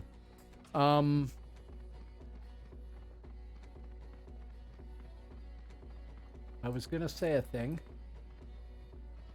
and it appears to have disappeared.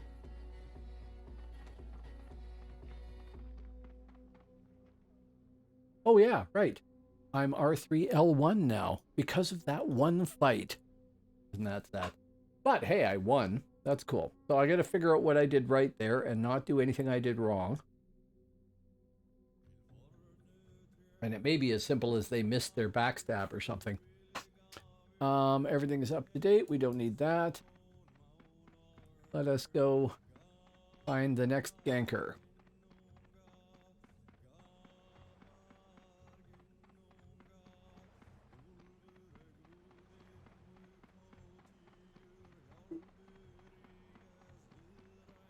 Yes.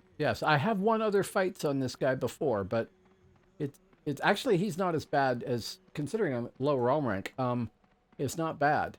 But I have died a lot on many characters, and this guy's actually done better than expected for low realm rank.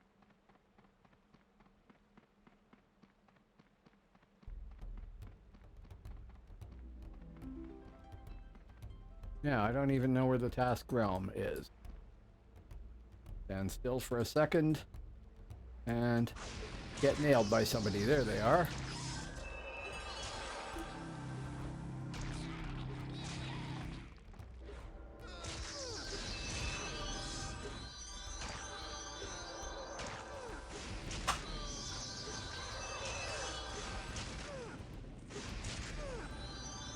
This is the same. No, it's a different person. Rats. Don't be distracted for a second. And I joked about it and it happened. Who was that? That was Vanish. Okay. No, before that, before you even came out here, I fought another Lurrikeen that got me twice. And second fight was better than the first one, but you know, still not a victory. So the objective is to figure out how to fight as this guy and what to do, and I did not do it there. And I stood still, which doesn't help either. Because I was checking, see where the task realm is, and I still don't know where it is, because 1, 2,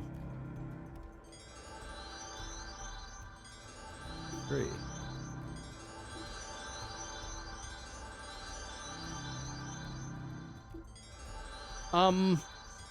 I don't know.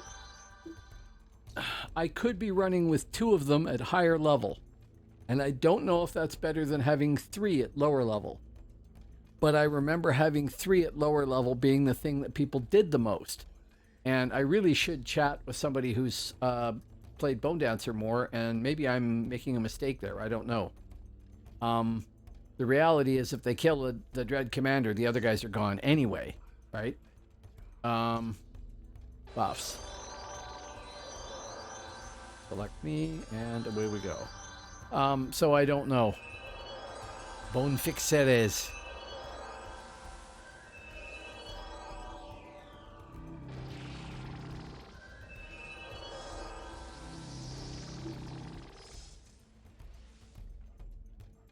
No, I thought you said you fell off of stuff. Did you play this game when there was no falling damage?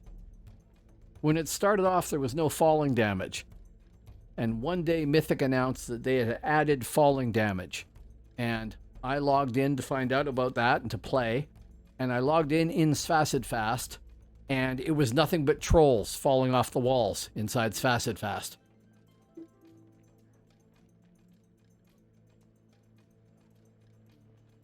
It's easy to forget stuff. You get used to it. Like, at the start, there was no horse routes.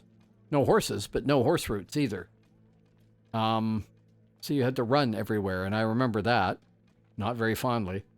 And the falling damage, that was hilarious. Literally, there was probably 30 people, mostly big trolls, that I noticed that were just falling off the walls to see how it worked. And then they'd run back up again, heal themselves up, fall again.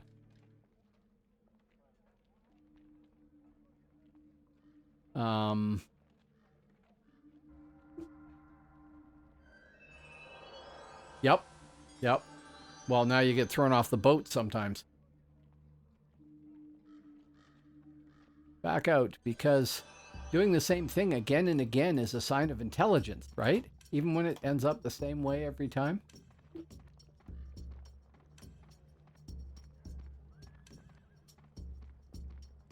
At least it wasn't as bad as corpse runs in EverQuest. After a few corpse runs, I was ready to just delete my account on EverQuest. And then Dark Age of Camelot came along.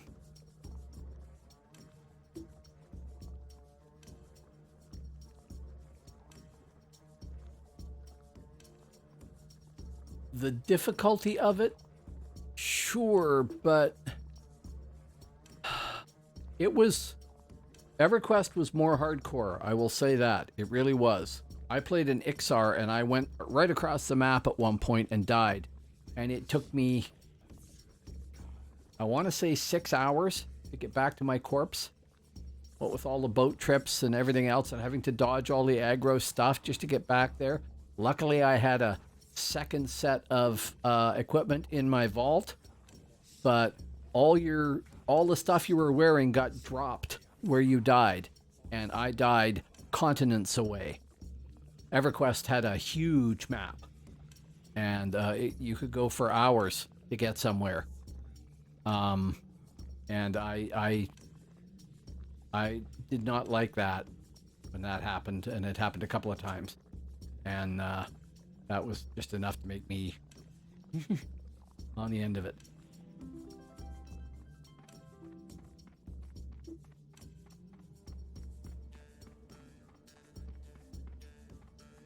Now, if we're going to talk hardcore, you want to try EVE Online. Now, I never played EVE Online. I used to call it Spreadsheet Online because it's so difficult. But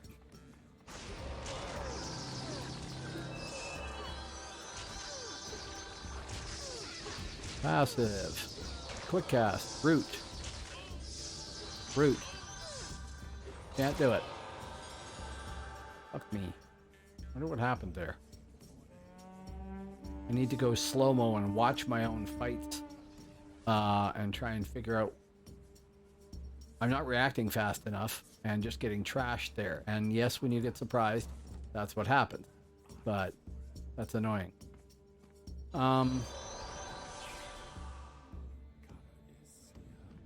With EVE Online, it's a PvP space combat game, right?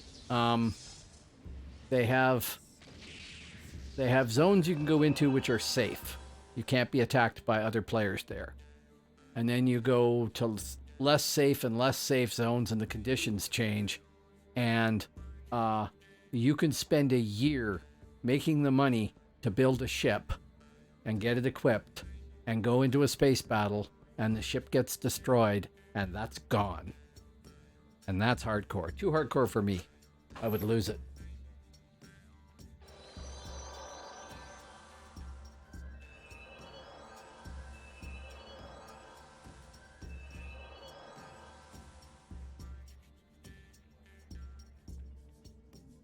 I know some of those words. I'm not sure I know what you mean. But if you mean the changes that they just made, then yeah, I think they do. Oh man, I have no idea. Instant life tap timer. Oh yeah, it is. It is really annoying, to say the least. Because when I'm being attacked by somebody who has high or very fast weapons, then they can just keep interrupting me. And I don't have like an AoE root or something like that. If I had that, I'd just throw the pets on passive, root them, run away, and life tap them when they come running up to me. But 6 seconds is just deadly as hell. And I did try and quick cast a life tap there, which you can't do. Quick cast doesn't make it generate any sooner. And then corrected that by trying to do a baseline, but they'd hit me again by that point. So I think that just blew that out of the water too. But it's a learning curve.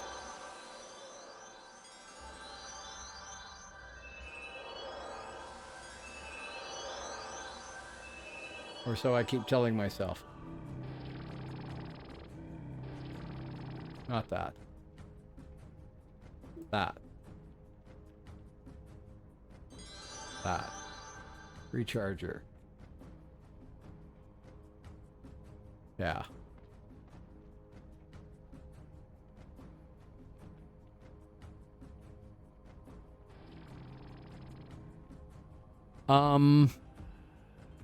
I don't think my life tap is as high a percentage. It's 80%. And it's only 136 body damage.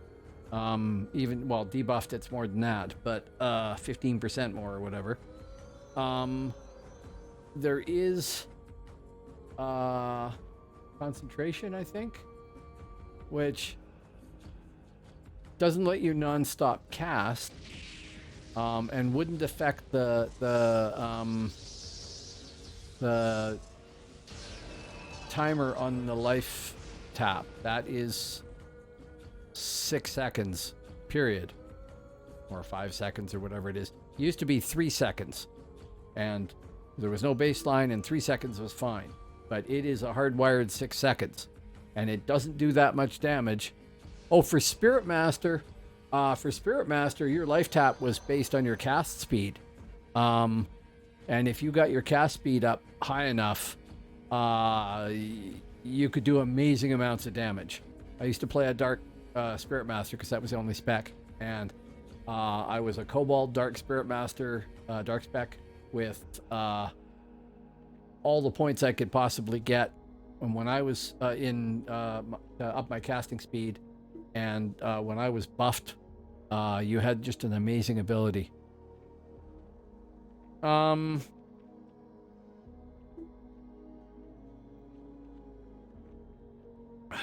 Oh, what is there?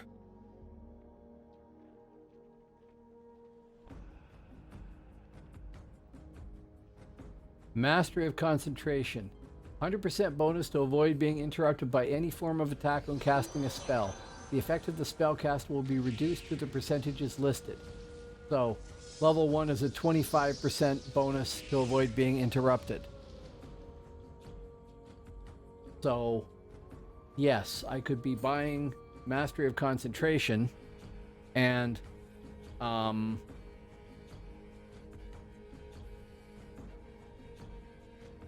its reuse is 10 minutes. Its duration is 30 seconds. I can do a fair amount of damage in 30 seconds.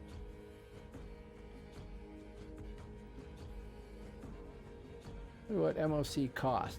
Just out of curiosity. I would need 2 more points.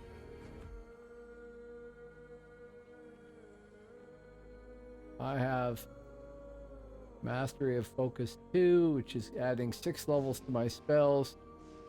I have Serenity 1, which I think only cost me 1 point. I could respec. I don't want to lose physical defense because I really need that, but I could lose a point of Mastery of Focus, or both of them, and try a Mastery of Concentration and see how that does.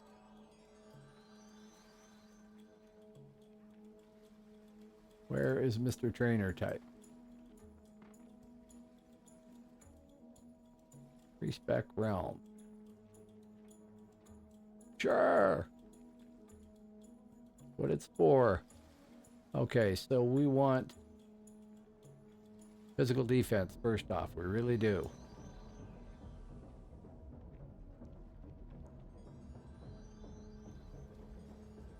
We'll go with 5. Mastery of Concentration. I can do 2 levels of that. Which is level 2, 35%. I don't know how much difference that makes over the 25%, but what the hell. And I have 1 point left, which probably gonna, I don't think I can do that for 1 point. Can I? Can. Mastery of Focus 1. Okay. So 3 levels. Won't make much difference. But physical defense of 17, no, misreading it, 12% is still pretty good. Okay, let's go play with that.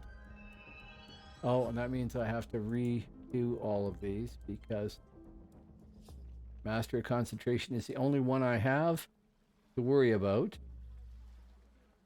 And I'm just going to drop it there.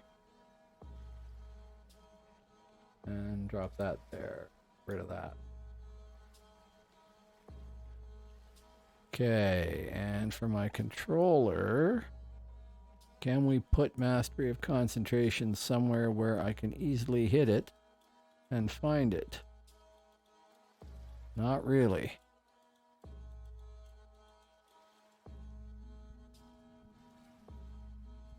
I think I still have that programmed. That's print. That's based. Need to keep that in mind.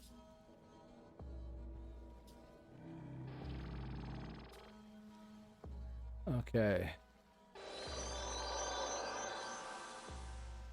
Let us go get ganked again, and let's get ganked again like we did last summer. Let's see if we can do any better.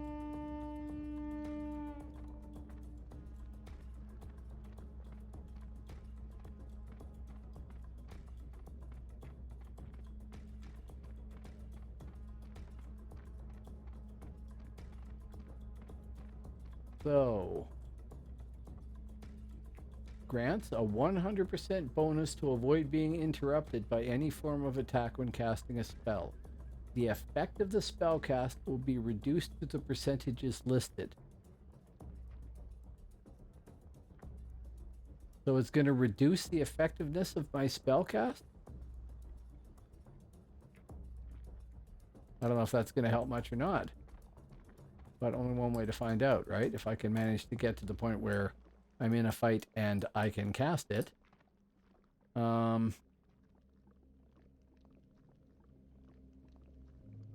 Right. So if I get attacked,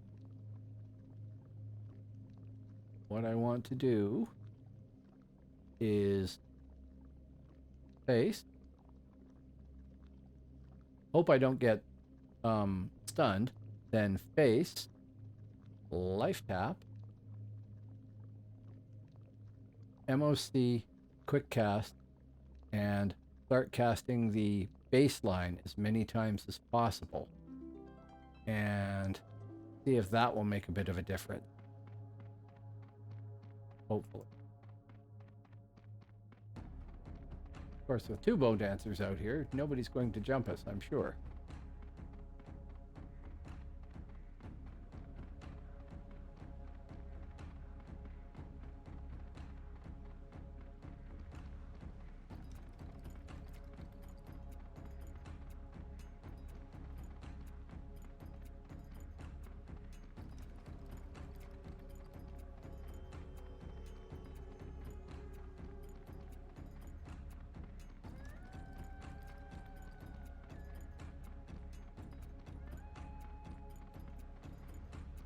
Bound to be a hib hanging around the dock, right?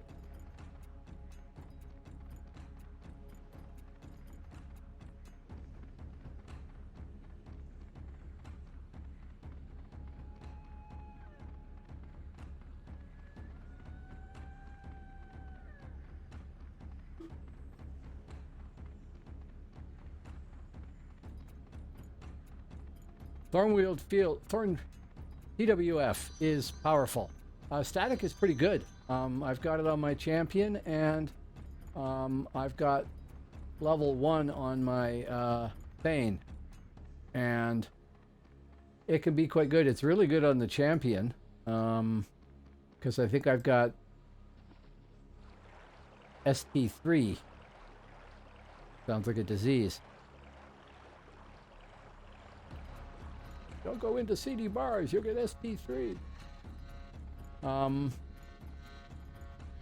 But it's pretty good. I don't know if I can get it on. I think I can get Tanglewood on this, or Tanglefield, whatever it's called. Thornwood Field. I thought it was Tanglewood. Anyway, yeah, you're dragging a rabbit around. Very good. Better in Midgard. Sorry, better in Albion. Thornweed. Yeah, TWF. There's a reason for abbreviations. And there's probably no enemies here at all, right? They all went home or went to play somewhere else. Sure, I wish I had a PBAOE.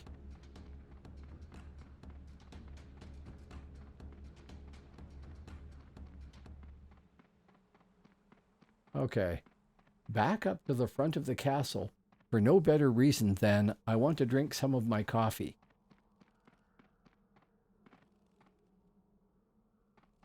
Come on, guys, crowd around.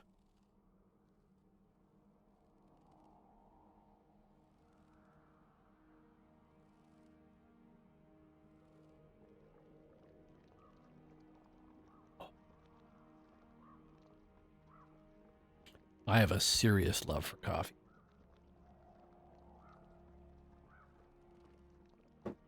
Okay, let's look at that.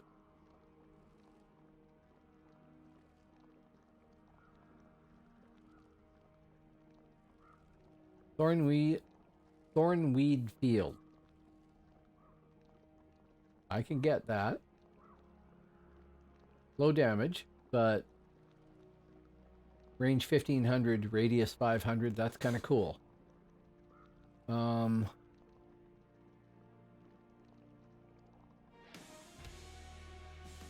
Negative Maelstrom is another one, but it's GTA AOE, and I do not want to do GTA.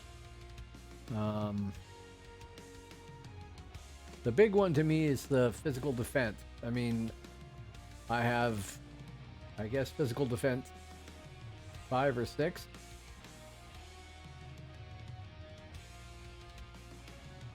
Five.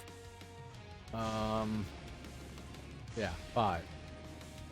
So 12%. So that, in theory, is 12% on top of all of my stuff here. So for Slash, I'm actually at 38% resistance. That's not bad. Thrust, same. Crush, 43.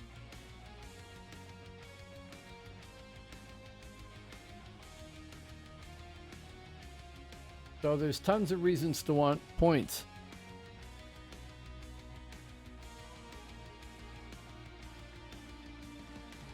Yeah, I never liked Wizard. I tried it a couple of times and never liked it. Who is siege engineering?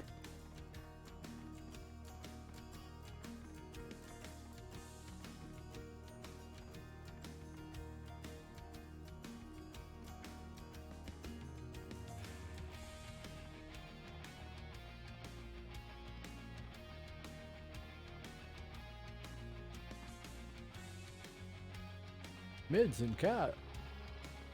Mids and hibs.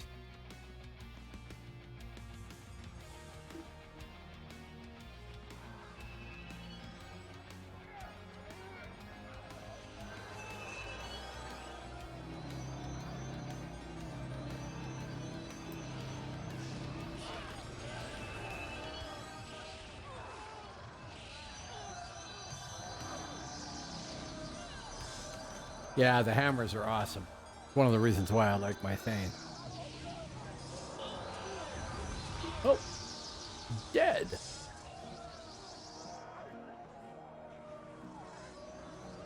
Who got me there? Don't ban me, bro. Hit me for a whack load somewhere in there. Huh. Oh, it was several people. That was the guy who killed me.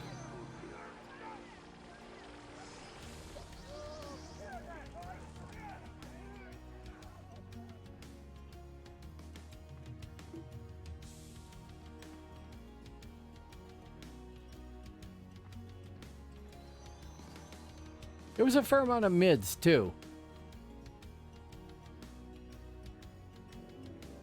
To be honest.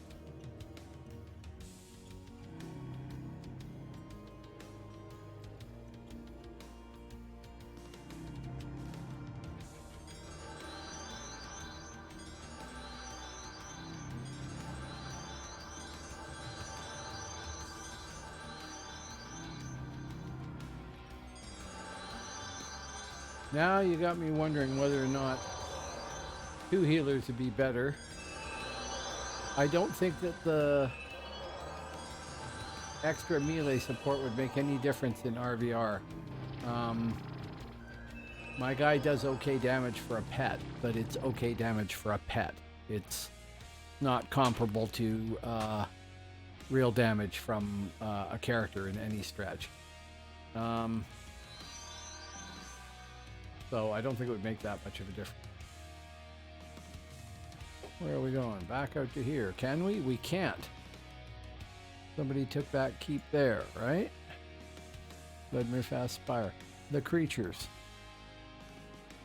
Okay, where's the task? Not if I don't spell it, it isn't. Task realm. Is Aelin friggin' Vannon. Too bad. Okay, well, here and jump on a boat. Only to get killed again, you know, as things go.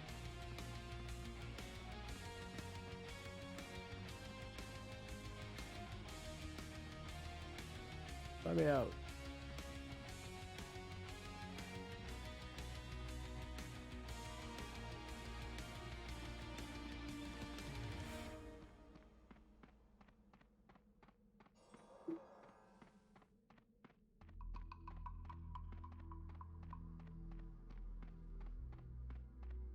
I really don't know. It's a good question.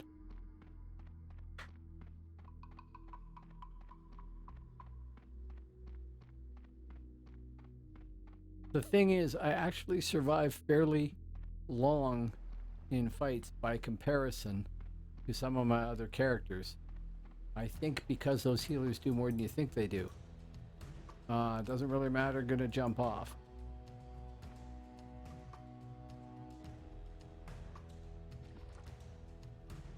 I don't know if I'm in the same boat or not, it doesn't matter. So it's another thing I need to experiment with, to see what happens. And I haven't even looked at like dark spec. I know that people like the dark spec too, and then you've got casters as pets. And I don't even know what that looks like. So my baseline would then suck.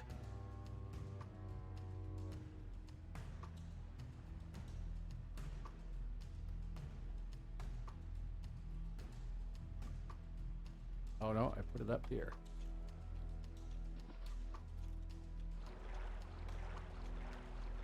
Where's the map?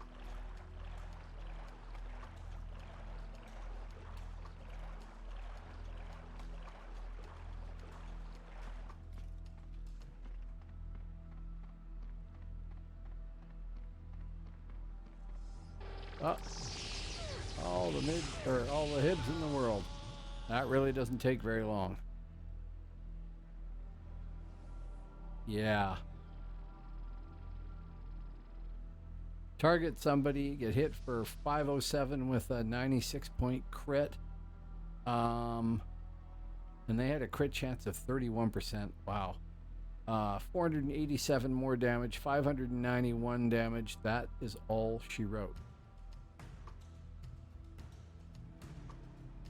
Mind you, Art Ben Tiarna, isn't that like realm rank 9 or something? Maybe even 10? We'll get all the points in the world, I'm sure. Oh, there's several of them. Oh, I wonder if that was, yeah, because look at them all. Somebody was talking about a group of hibs that, by whatever means, managed to get to like realm rank 10. Most of them in a guild, and ran as an 8-man.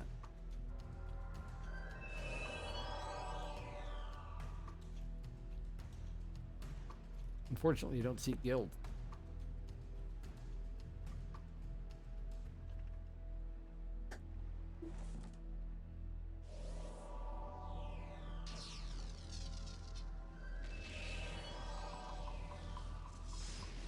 Well, that's what I've got. I've got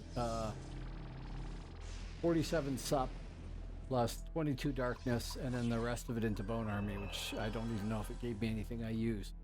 And the darkness was to get this particular debuff here at 22, which is the 15% body debuff when my life tap does body damage. That's cool. When I can... First thing I do is debuff them for body and then hit them with the life tap. At least I'm doing 15% better damage, and who doesn't want that? That adds up quite a bit, I'm sure.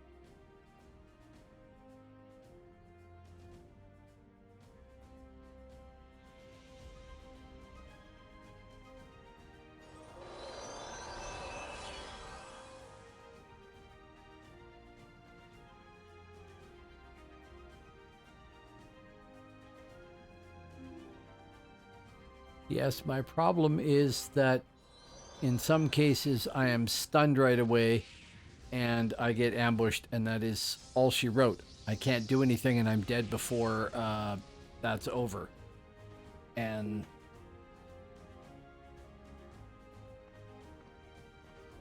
I want the rock. Remember to do that. Recharge. Didn't spend anything. Didn't get a chance to. Yeah, the thing is that some fights are over really, really quick. And I'm solo, so that's natural. If I was in a group, then I would survive much better than most, actually. Probably better than most casters. But solo, not so much, right? So it's a matter of which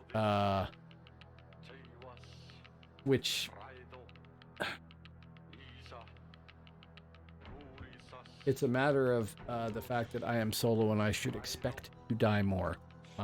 What I'm doing is doing the same game I do with stealthers, hoping to get a one-on-one and see what I can achieve during that. And I win some and I lose some. But whenever I meet a group, particularly Hibs right now, right? Since they've got bonuses, what, 10% damage bonus on all spell damage, and they're mostly casters. What are you gonna do?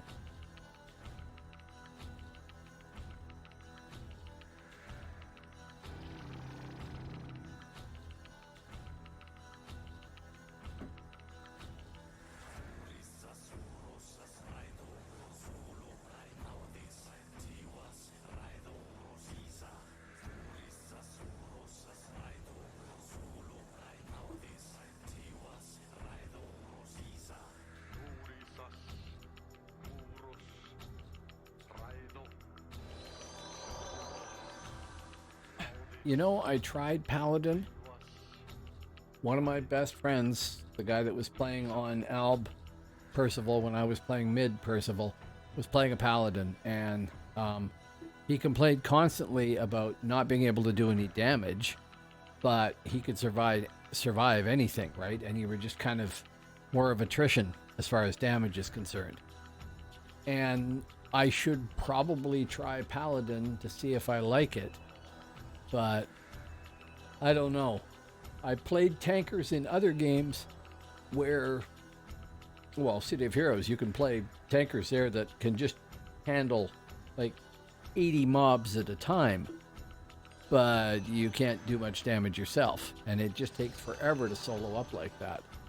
I would imagine if I rolled a pally here and got him to 50 and got him all templated and stuff, I'd have a character that would survive everything. People would just get bored and walk away. But I'd never kill anything. Also, well, it's probably a little better here. You can kind of macro the twisting. You can't loop it.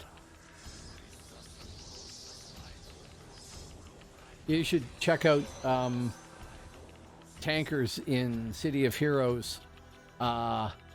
And invulnerability as a main power. Invulnerability, super strength. At high level, they can actually do some damage, but all the way through, up until the high level, they're low damage, but they can just take the pain, no end.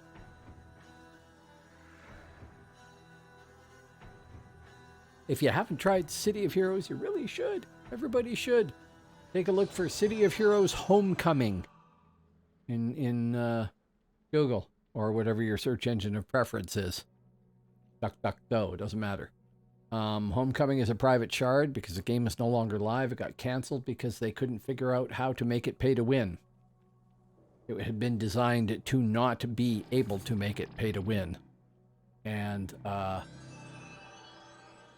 then the company that owned it decided that's the only way to make money is to sell stuff to players so that they have to buy it so that they can play. And that ruined the game if they could do it, but they couldn't do it, so they canned the game. They just shut the servers down, no warning.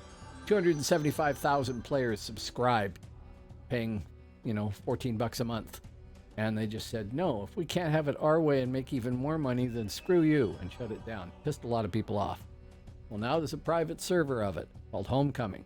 It's actually 5 servers. I'm on one called Torchbearer, but it's all run by the same Homecoming people there. And it's got pretty good numbers of players. It's not a PvP game, though. That's the only thing. People that watch this game, and most of the people in my stream are raw PvP, and I understand that. It's a very, very good PvE game. And who doesn't want to be able to fly? Okay? You can get super speed and speed around like the Flash, or you can fly, or you can teleport. There's the ability to teleport other people in your group to you, or enemies to you so you can fight them. Stuff like that. It's got lots of cool features.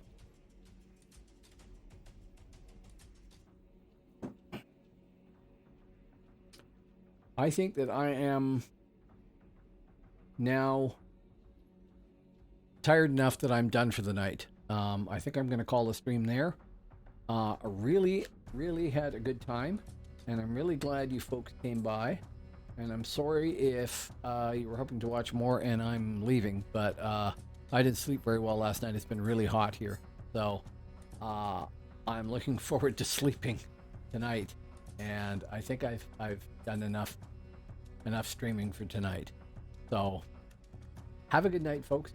Thanks very much for coming by, and we'll see you next time. What is it today? It is Tuesday. I'll be back on Thursday.